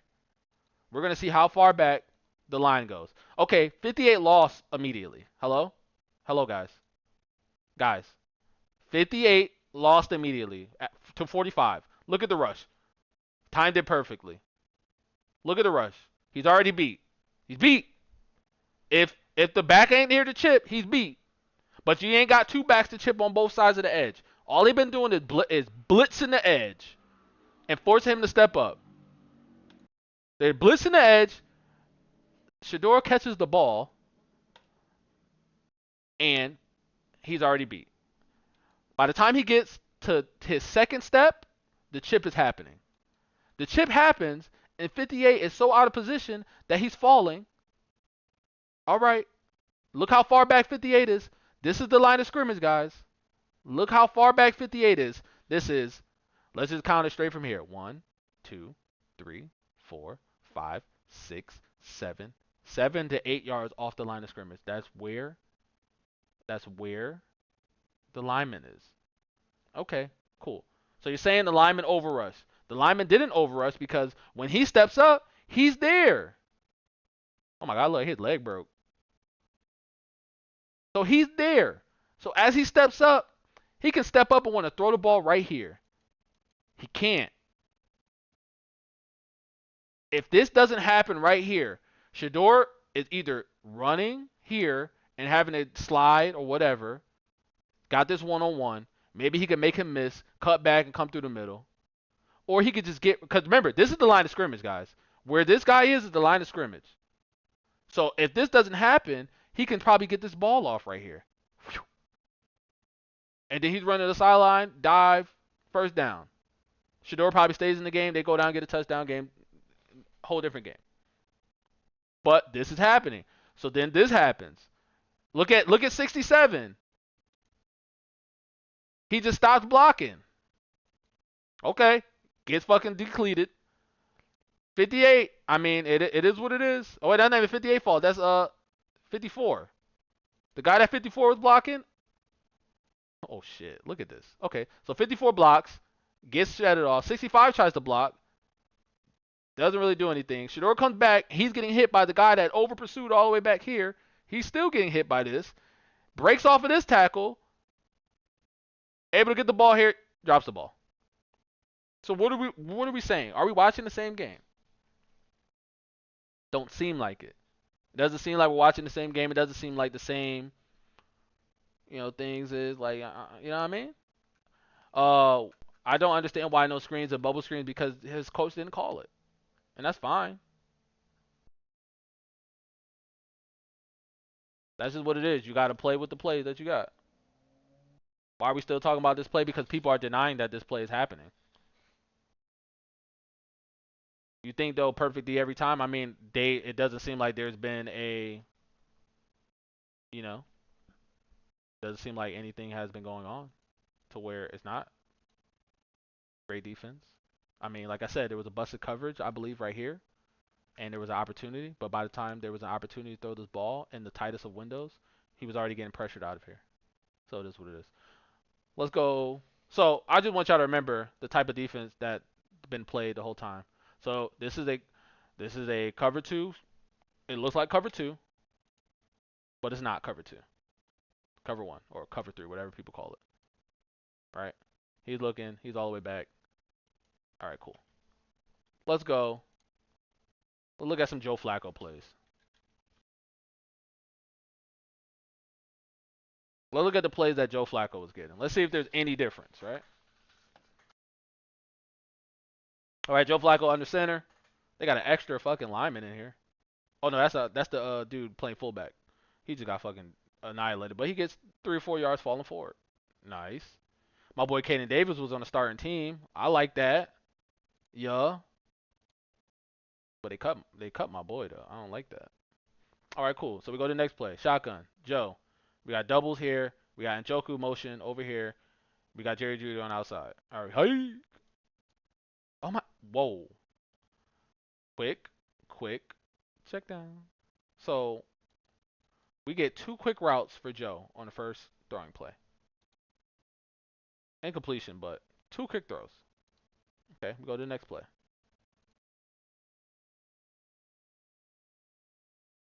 All right. We're wide.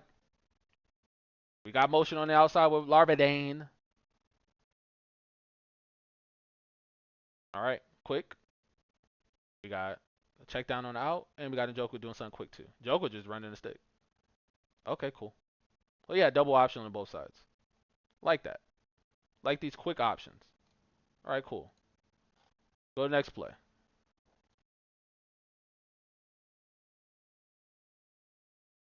Under center. The receiver's wide. We got motion with Fannin in the back. And Njoku on the line.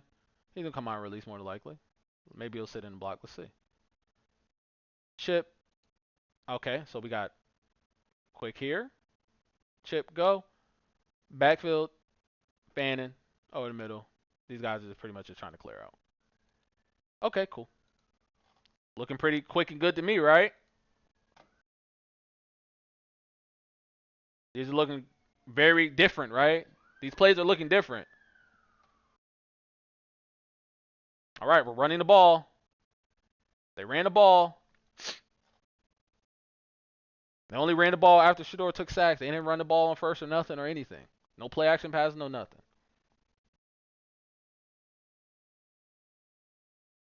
You love Dion and Shiloh Shedeur? Yeah, I mean, we all love them. They ran the ball again. Lit. So only Joe Flacco and Dillon Gabriel can get running plays. A lot of checkdowns and runs. Yeah. Checkdown runs and quick passes. Oh my God, a screen. Even though it's bad, it's just a screen. Okay. Next play. Let's get to the next play. No, Flacco's not changing the play. He's literally walking up to the line and just hiking. I watched the game. He didn't change the play, didn't audible anything. All right. Running back out of the backfield. Wow. This is what I was saying before. I said, yo, you know, they didn't run a play to where the running back like releases through the line and then just runs a route for a quick check down. Like everything had to be like all the way out here running into the flat and just like all the way around and just never just like attacking the line of scrimmage or anything like that. Well, look at this. Hit. And it's a running back that can catch the ball. Hit. Okay. All right, another run. Another run. All right, another pass of Joe. Okay, look at the plays. 3 wide, 1 solo, backside. All right, this play sinks him in, holds him here, ends up being a cover 1 because he has to come down. Zone. We got a, what is it, a post route? In the back? Skinny post? Touchdown. Did we see any of that for Shedeur? No. We just saw all these fucking out routes or just flat crossing. Nothing like that. We didn't see nothing like that. These kind of about to go make you smart, man. Omar, I feel you, bro. This is what I gotta deal with. They all over every post I put. It don't matter if it's on Facebook, Instagram, TikTok, my YouTube shorts. They coming at me, bro. Don't matter what it's about. I could be sitting here talking about this, and they'll be like, man, you just hate Joe Flacco. I'm like, I don't hate Joe. I wish that we got some of these same plays with Shedeur. All right, cool. That's a big hit, but he was able to absorb it. You're going to get those are the type of hits you're going to get for a touchdown. We'll take that hit for a touchdown. All right, let's go to the next play. Thank you guys for all the follows. I do appreciate it, though. Appreciate everybody. All right, play action. What we got here? All right. Another check down in the backfield. I mean, you know, it is what it is. That's a run. We got another flat. You want to get hired at CU? Nah, I don't want to, bro. Why would I want to get hired at CU? Oh, screen pass. Wow. Screen pass. I just think that after somebody gets sacked a couple times, you want to throw a screen pass, a bubble screen, just to, you know, stop the line from blindly rushing. You know, maybe. All right, cool. See you next play. Dang, it's 9 o'clock. I didn't even eat. All right. This is one of the first intermediate routes where there was no quick routes. Look at it. Running back stays in the block. They got a zone block, so they got 77 coming on the back end to block right here. This lineman is crashing down, and he's going to stay in and protect. Look at that. They're blitzing. He's blitzing. He sees it. He reads it. He blocks. He blocks. Gives him enough time to get the ball off. Sees Njoku. Njoku is. This is the similar play. This is the similar play with the tight end that everybody was saying 87 was open. You see how close the linebackers are? And the linebacker is not sitting right here. Right? Because with Shedeur, the other linebacker was sitting here, right? And the DB was trailing the other line, the tight end. So the DB was trailing the tight end. He was crossing the linebacker, but there was another linebacker here. And this same this same DB was sitting here with his back turned to the sideline, looking in, right? Right. But the thing is that they rushed an extra one. So that extra DB that's supposed to be out here, this is the other linebacker, supposed to be right here. Or he's just supposed to be out here. No, this is the other linebacker is supposed to be here, and he's supposed to be here, so this is supposed to be trailing, he's supposed to be wider. Right? Same play. But we see that this guy is out of, like, he's just a solo linebacker in the middle. So as soon as you know, once he gets even with this, you can just throw it. You just throw it. And you put it in a place where only your tight end can get it. All right, we understand it. So when y'all was saying, oh, 87 was going and 40 was in the flat and blah, blah, blah, this is the type of throw that Shedeur would have had to make over 40. But 40 was never even like this with the tight end. He was in the flat. So this throw that Joe was throwing over this guy's head, he can't throw it. Shedeur wouldn't have been able to throw it over 40 because 40 was never in front of 87 to begin with, right? Flacco gets the ball, he isn't drifting like Shedeur because Flacco is 41 and he can't run. Flacco's never been a runner, right? So Flacco's just not going to run. So all he can do is just stand in the pocket. That's why he got sacked earlier, the play before this. It's very clear I'm biased. How am I biased?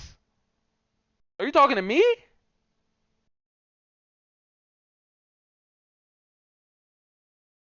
I never said that the ball should have been in 87's hand in the flat. So you're not even listening, Mike. I said the linebacker 40 was in the flat.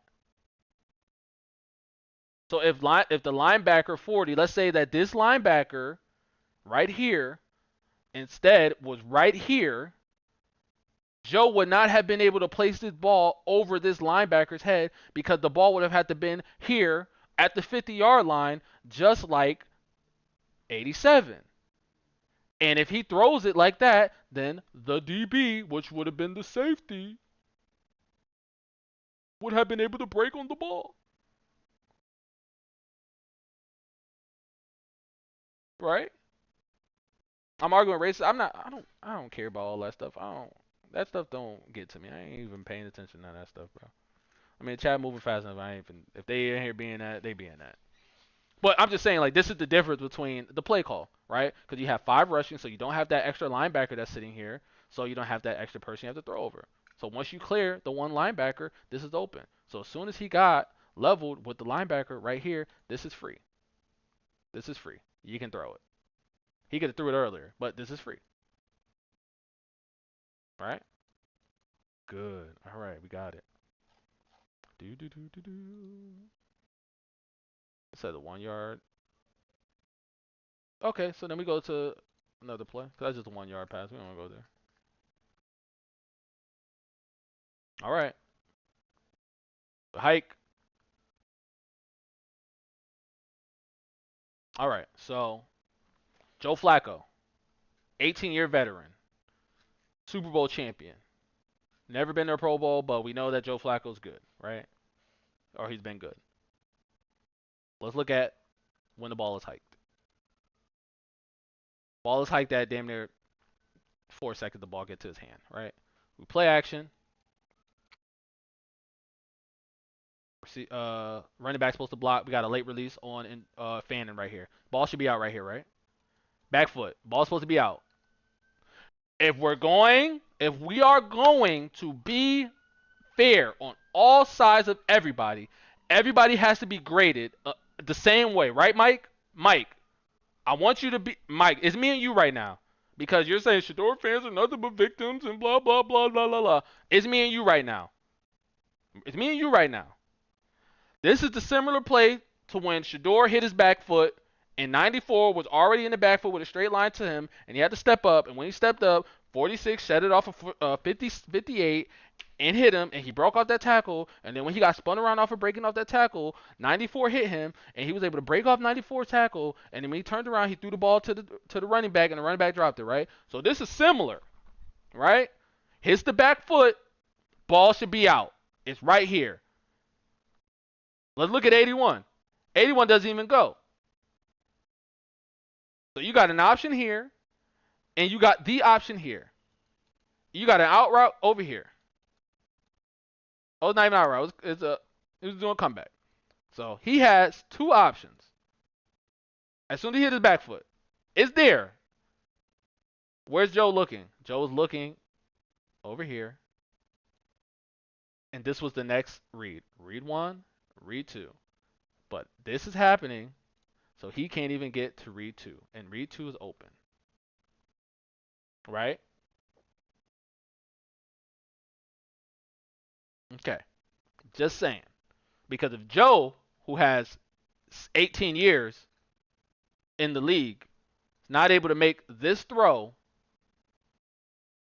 knowing that this is happening, right? Does he call out the mic? Can't see it right here.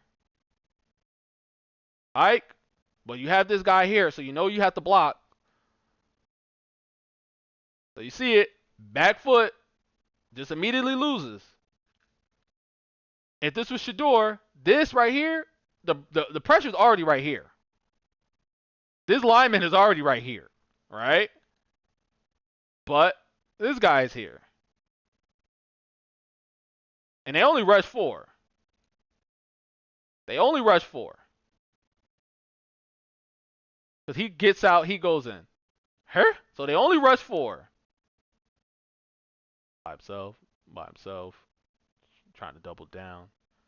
He's chipping, he's getting boofed, but he's wide open. So when we have these same things about, oh, Shedeur's supposed to get the ball out, he's slow, and we don't hold the same, the same thing for a seasoned veteran, years in the game. He does the same thing and takes a sack. Where's the throw the ball away, Joe? Where's the ball should have been out? Got to throw with anticipation. Running back couldn't hold his block. We can't say that the running back can't hold his block because we wasn't holding the same. We didn't hold the offensive line for Shedeur to the same standards as that running back. So we can't say that the running back ain't hold his block. The running back did enough for this ball to come out. This ball's supposed to be out. One is proven and one is not. That's the point. If one is proven and the one that has all the experience should know, he shouldn't be making the same mistakes as the one who's not proven without the experience, right? So that means that when the oldest one makes a mistake, that means that we're supposed to hold the older one to a higher standard than the younger one because the younger one is still learning, right? Flacco never had a chance. What do you mean he never had a chance? Yes, he did. Ball's out. That's the chance. Right there. Ball's out. This is NFL. Like I said, NFL, you don't get that much time with the line. The windows are smaller. You gotta get the ball out fast. You gotta anticipate.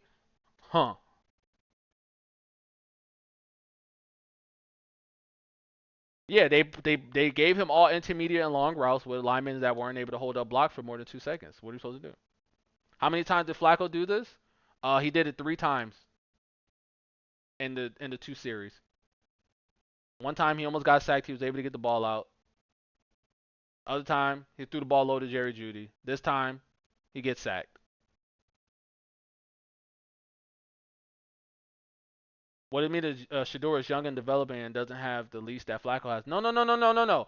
You're talking about a leash with coaches and pulling them out of the game? No, that's not what I'm talking about. Don't change the subject. Don't try to change the narrative. I'm talking about processing and making mistakes in the game. Joe Flacco has played how many games in his career? He should know that this is coming. He should know that. When the ball gets hiked and he does his play fake, he should be looking, scanning the line, and then you scan the back.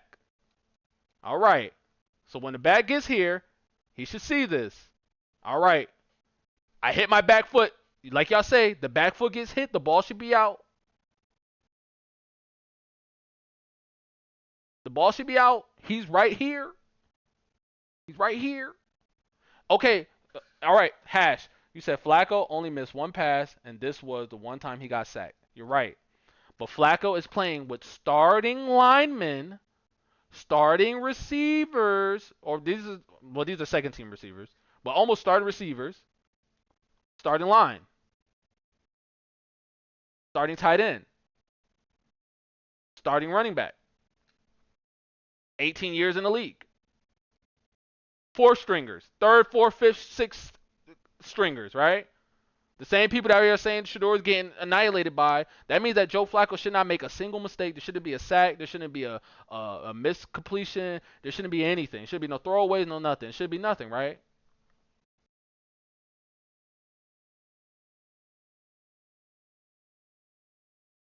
Right.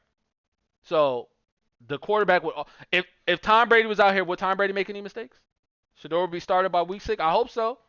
'Cause that means that he'll start at the Patriots and Jets game, and I'll be going to those games. I hope so.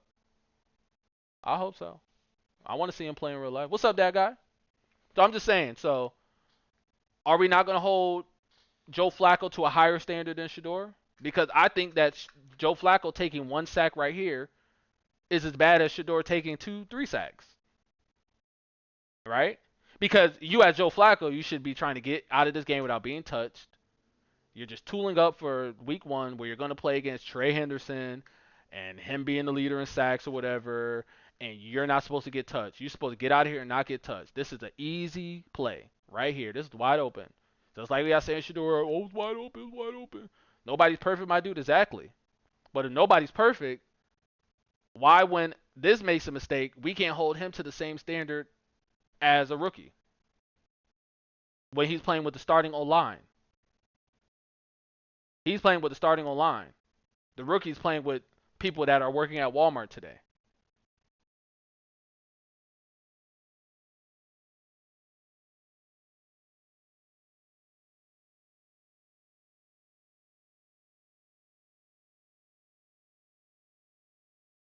So are you saying we doing too much? Nobody's doing anything. They just think that that's when he's going to start. That's cool. I don't think he's going to start. Everybody's job's on the line every day, of course. Yo, Coop, you don't gotta argue that point. It don't matter where he got drafted. He's in the league, and he gotta win his job. Just like if he would have got drafted first, second, third, fourth, he would still have to win his job. So it don't matter. Don't matter where he was drafted. He's drafted. He's playing. He played in the preseason. I'm just trying to hold everybody to the same standard.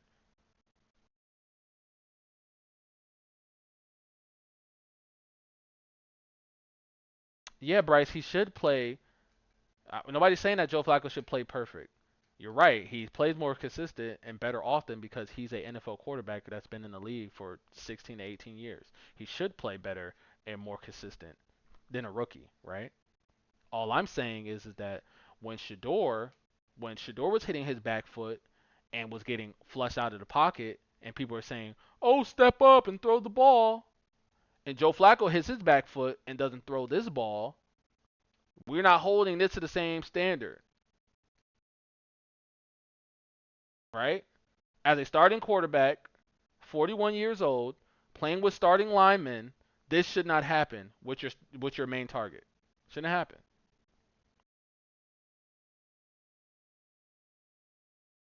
So shouldn't he have the starting job? Bryce, nobody. See, that's the problem. That's your problem. Is y'all think that the people that like Shedeur and want Shedeur to succeed means that we're saying that Shedeur should start today, tomorrow, first game, all that. Nobody's saying that. Nobody's saying that Shedeur should be a starter.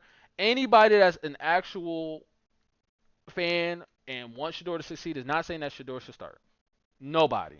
That is things and statements and a narrative that people are making up to make it seem like people are just out of their mind. No, Shedeur should be the starter. No, nobody's saying that.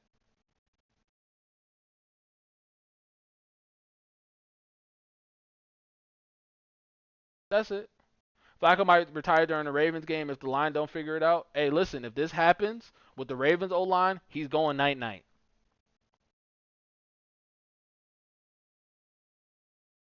You're asking a lot of people who don't think Shedeur should be in the league. Yeah, but I'm not talking to them. See, when I talk and ask like logical questions and stuff like that, I'm not talking to them. I'm talking to people like you. I'm talking to people that are actually, you know what I mean? That are actually like knowledgeable and not crazy. Who's better, Johnny Manziel, Shedeur, a better quarterback, or Shedeur Sanders? Shedeur Sanders is a better quarterback. Johnny Manziel was undersized, a drug addict, like, and was just making random plays that weren't.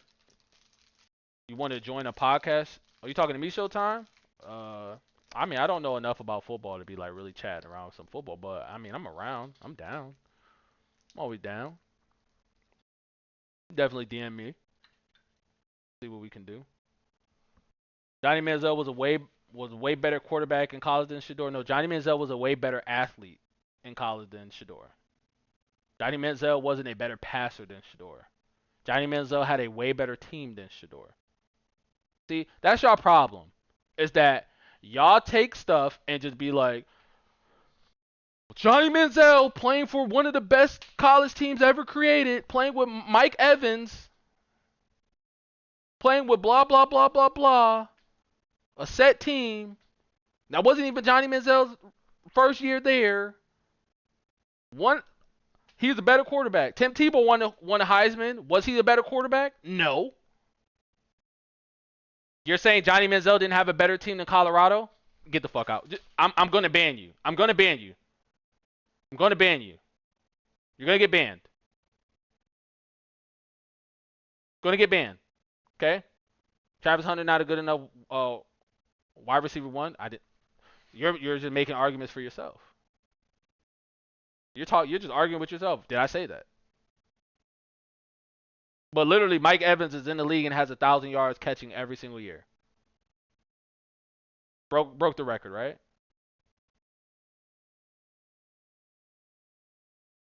So are you guys saying that the Texas A&M Johnny Manziel team was not better than Colorado year 1 or 2?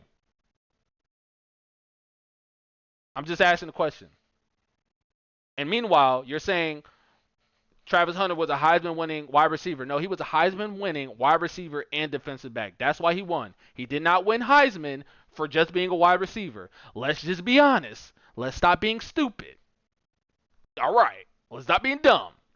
He won the Heisman because he's playing 2 positions. Would love to see Shedeur on A&M. I would have loved to see Shedeur on. If Shedeur would have went to any other power team and did the same thing he did at Colorado, at these teams, there would be no problem. There would be no questioning anything. If Shedeur went and threw for 4,000 yards for Georgia and Georgia goes to win the chip, there ain't no 5th round draft pick Shedeur. That ain't happening.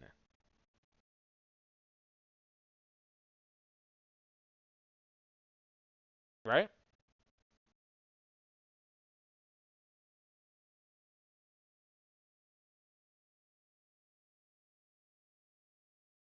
He's not doing what Johnny did at A&M. I'm sorry, Johnny Manziel was a great quarterback. He showed potential. Bro. Tim Tebow showed potential. What did they do when Tim Tebow got to the league? They said no.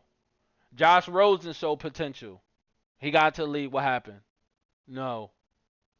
Y'all want to keep going? Pat White. Great. Potential. No. Geno Smith. Same thing. Potential. No. Mark Sanchez. Potential. No. Keep going.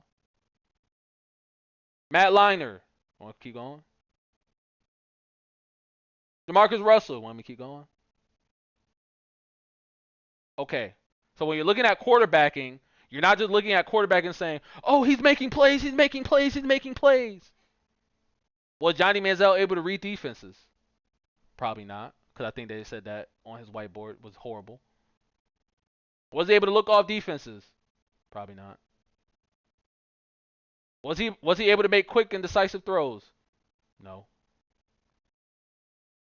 Was he athletically gifted enough in college to get it off? When he got to the league, was he able to do any of that stuff? No. Absolutely not.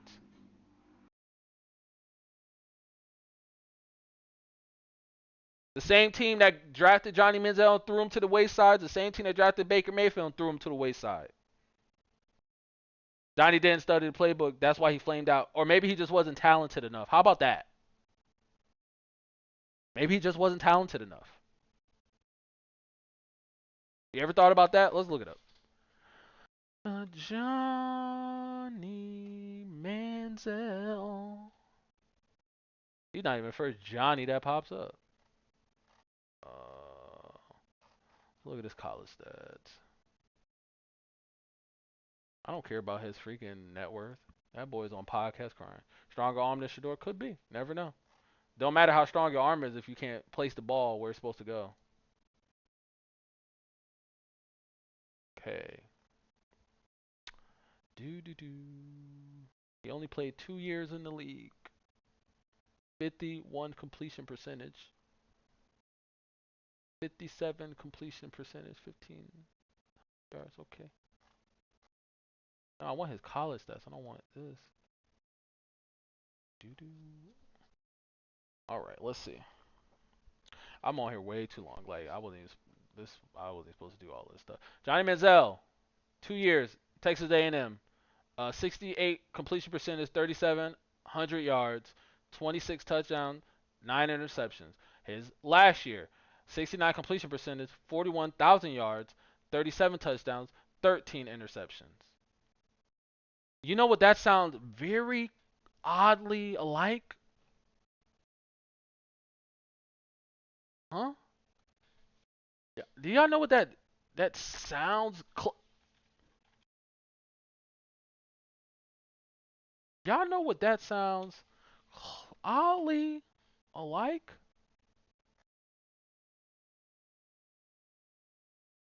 All right, let's look here. Johnny Manziel. La la la la la la la la. All right. Let's skip through Jackson because we're not gonna go Jackson 3,000 yards, 30 touchdowns, 40 touchdowns, 8 interceptions, 6 interceptions, 65, 70%. All right, we're gonna go to Colorado, 69%, 3,200 yards, 27 touchdowns, 3 interceptions. Pretty much the same as Johnny, just 6 less interceptions, but sacked 52 times. Johnny only sacked 22 times. Okay, so we just get that out of the way, right? Okay, cool. All right. Throwing 75%, 74%, 41, 37, 10. 69, 41, 37, 13. Only sacked 19 times. We got sacked 42 times. All right, yeah, then we can go down to his superpower with his rushing, 1,400 yards, 21 touchdowns. He was carrying the ball a lot. Then the last season, only 700 yards, 9 touchdowns. It wasn't really working that great, right? So you're seeing somebody who ain't throwing better, and he just rushing better, and he ain't getting sacked because that was his superpower, was to run and to get away from people, right? Right. Okay. That's what it was. His superpower was running, extending plays, running for a touchdown, Johnny Manziel, right? He's a better runner than a consistent thrower, right? Colorado was in the Big 12 cakewalk. All right, I'm glad you said that. Let's go to Texas A&M. What was that year schedule? What was that? 2014, 13. Let's go 2013. All right, this is their 2013 thing, and they had Alabama. Close game. Johnny was going crazy. 400 something. Oh my God. Mike Evans. Mike Evans had almost 300 yards receiving. That's crazy. Lost to Alabama. Lost to Auburn. Lost to LSU. Lost to Missouri. Beat everybody else. Barely beat Ole Miss. All right, cool. All right, so let's go to Colorado schedule. Let's go look at Colorado's record. They finished with 4-8. We have ranked team, ranked team, ranked team, ranked team, ranked team, ranked team. Lost to the ranked team, lost to the ranked team, lost to the ranked team, lost to the ranked team. Beat a ranked team, lost, close game. I watched this. I saw this blowout. It was really bad. Lost to a ranked team, lost to a ranked. This is Caleb Williams, might I add. Shedeur outplayed Caleb Williams. Just saying. Just saying. Travis Hunter was in this game, wasn't a leading receiver this game. A freshman, a true freshman, had 200 yards. It wasn't Travis carrying the game. Okay. Lost this game crazy. I watched it. It was really bad. 400 yards though. 500 yards. We just we don't want to skip over that. 500 yards. First game. Lost UCLA. Close game. Could have won. Lost to Oregon State. Close game. Could have won. Lost to Arizona. Close game. Could have won. Blown out the last two games. Well, blown out this game. Shedeur didn't play this game. Shedeur got hurt this game. Okay, cool. Right? So, LSU, blown out, just like the Oregon game. Missouri, close game. Auburn, close game. Alabama, close game. UCLA, USC, close game. UCLA, close game. Oregon State, close game. Arizona, close game. That looks the same, right? Losing to ranked teams, even though one team has 1, 2, 3, 4, 5, 6, and one just has 4. Oh, they're in the Big Ten. This is the Pac-12. Nebraska is still all right. They just got smacked that game. Utah's always good. Stanford's always decent. Arizona's the state. They just was in the tournament with Scatterboo, right? He was on the team. Okay. All right, so let's go to 2024 and let's go to 14. Let's compare. Okay. Smoke South Carolina. Let's get it. I mean, playing Lamar. I don't even know who that is. Kendrick Lamar? No. Playing Rice. SMU. Blew them out. Oh my goodness. Just easy games. Oh wait, was he not there? What the hell? Where is he? Was it 12? Oh, it's 12. My bad. My bad. My bad. My bad. We go to 12. 1, 2, 3, 4, 5. 1, 2, 3, 4, 5. All right. So this is where they only lost 2 games, and then went to the Cotton Bowl and won. Oh, it's just 6. So cool. All right. So we put these 2 seasons together. All right. Do we count the bowl game? I guess you can count the bowl game. Sure. Whatever. Lost a bowl game. This is 4 losses to 2. All right. They got more ranked teams because they're in a different conference. So now these guys are in a different conference. Lost a close game to Kansas State. Could have won that game so easily. Had this game, 3-point, scored twice, lost the game. BYU was never even a thing. This has never happened, right? Play was on your schedule. UFC was ranked.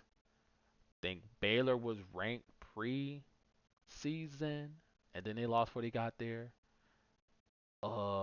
Utah was ranked, but then they lost their quarterback. Couldn't do nothing. I think Kansas was ranked at one time. Couldn't do nothing. I think Oklahoma State was ranked preseason. They just lost every game. Right? So you just play who you play. Arizona was ranked the year before. Cincinnati was ranked the year before. So you just play who you play. So it's oddly just pretty close. Right? Am I comparing 10 mid? No, I'm not comparing. I'm just comparing the records and what ranked teams and all this other stuff. This was a different era. So I'm not even saying that these teams are like even close to like comparison to these teams. But you got to put in perspective. Texas A&M versus other SEC teams is the same, or if not a smaller gap than Colorado versus any other teams, right? Because Colorado was so bad. Do we not want to go back to 2022 season of Colorado? Huh? 1 win. 1 win, right? Let's go here. 4 wins. One of the worst teams ever, right? Just bad, right? Laughing stock, that's what people were saying, right? So they were just like bad, 1-win team the year before, right? Money Manziel does have a Stanford loss in his watch. He got some other losses though.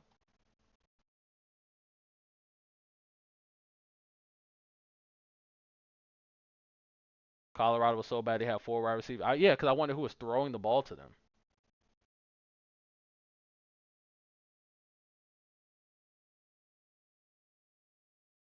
No. Mike, we can compare the conferences, but at the same time as you're comparing the conference and you're just like, oh, the Big 12 is nowhere near compared to the SEC here, you also have to take into consideration how bad Colorado is and how bad their team was. So if you put that on a scale, you got to even it out. So if my team was bad, but we're overperforming because of two players, our quarterback and then our wide receiver and DB, if we're overperforming because of that, and then we have Johnny Manziel, who they're really not overperforming the conference, right? Because who won the championship that year? They lost 2 games. They lost a 24 ranked Florida team, and they lost a number 6 LSU close game though. Close games, but they lost. It is what it is. They beat Alabama, lit, right? So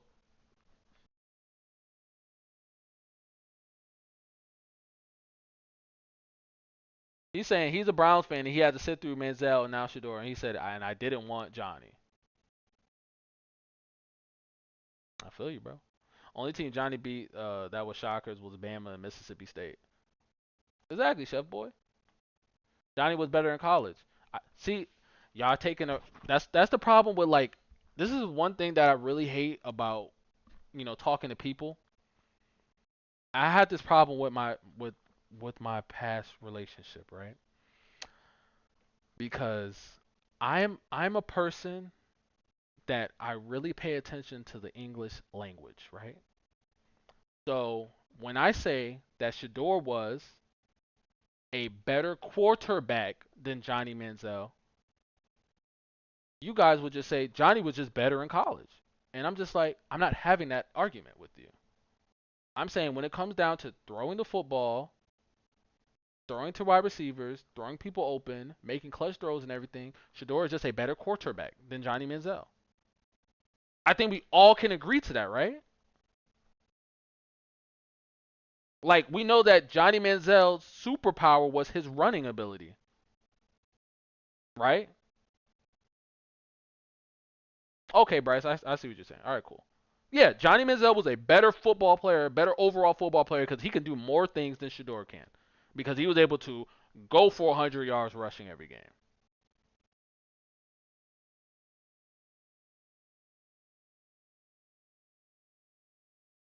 Yo, Mike, just because somebody has a strong arm doesn't mean that they can throw the ball. I mean, he threw for 50% in the league.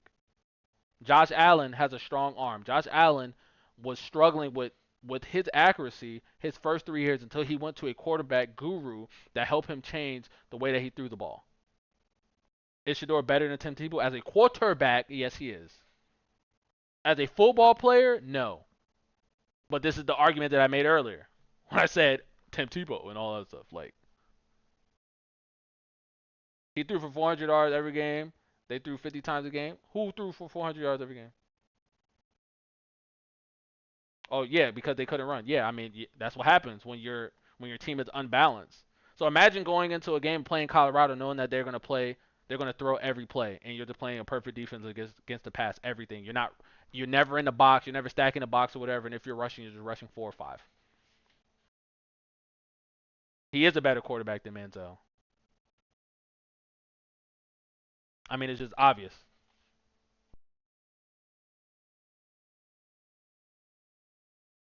Do we go back to passing highlights? Y'all want to do that?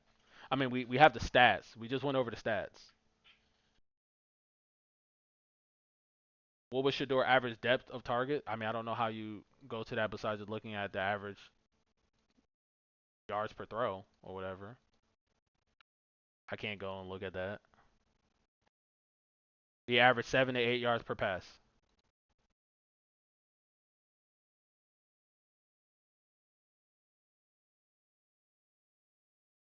Johnny averaged. Oh, this is for the NFL. Johnny averaged 8 to 9, so 1 extra yard. 9 to 8.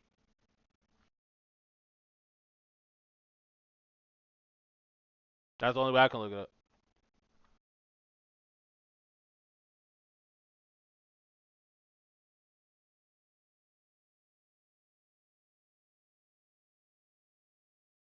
That includes like, I mean, I don't know how to look it up. Like, is there a way? Like, what am I looking up?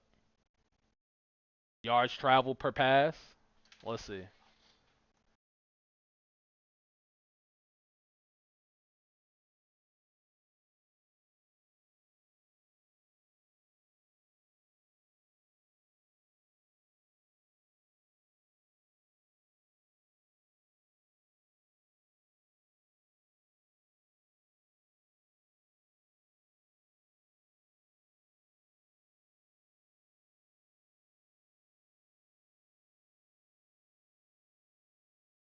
Average depth of target. All right, cool. Let's see.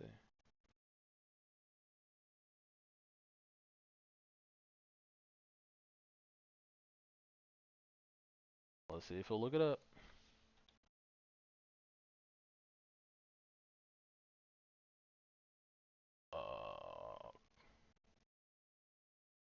I don't even know. Let's just see. Johnny's average depth per target is not specifically stated in available stats. However, his career statistics, he had a.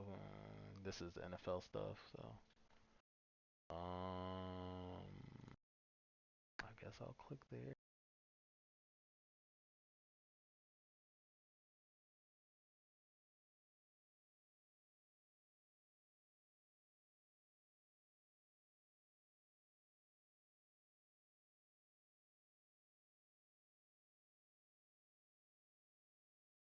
Yeah, I can't find it. If you can find it, let me know. But it's not something that's like readily here. Yeah, that's just something I don't have. That's something I'm not able to look it up. I looked it up, it's just not popping up. He's just looking at to see like, oh, what their yards like was Manziel throwing to further down the field because he wants to show that like he has a better arm than Shedeur, a stronger arm than Shedeur, which is just like okay.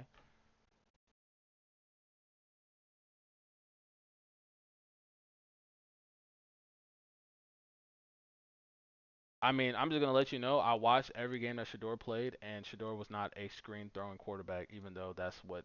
For some reason, there's weird narrative that's going out, just like, oh, Shedeur only gained his yards from throwing screens, and it's just like, well, that means that every screen that he threw had to go for like 40 yards.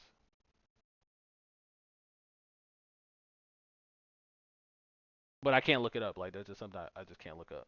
Like, I can't even watch the highlights because then I'll do my thing. But if that's something that you can look up, you can give it to me so then like I can use that going forward in like other conversations and stuff. Like I would like to have something like that. But yeah, I mean, I'm not gonna sit here and say like Johnny Manziel wasn't throwing the ball downfield. He had Mike Evans, of course he was. Just like Shedeur had Travis Hunter. But like I watched all the Colorado games. He was not gaining 400, 500 yards per game throwing screens. Like it just wasn't happening, bro. Like the screens were just like 2 to 4 yard gains just because that's how they were running the ball with screens. So screens were just running plays. They weren't like big yard gains. Like a lot of Shador's big yard gains were crosses over the middle, post routes over the middle, outside balls to Travis. Last year is a lot of 20+ yard throws to like Will Shepard, an end zone, Travis, and then you can hit Jimmy Horn on a cross, a deep cross, a deep dig across the middle for about 25 yards, and then he'll take it to the house. So yeah. But I also saw Shedeur throw the ball running sideways off of 1 foot in a rainstorm, 50 yards on a dime. And you can find quarterbacks in the league that can't throw the ball from the half from midfield to the end zone.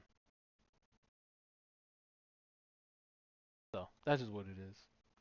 But anyway, listen, we got off track. I was supposed to be coming up here doing a lot of.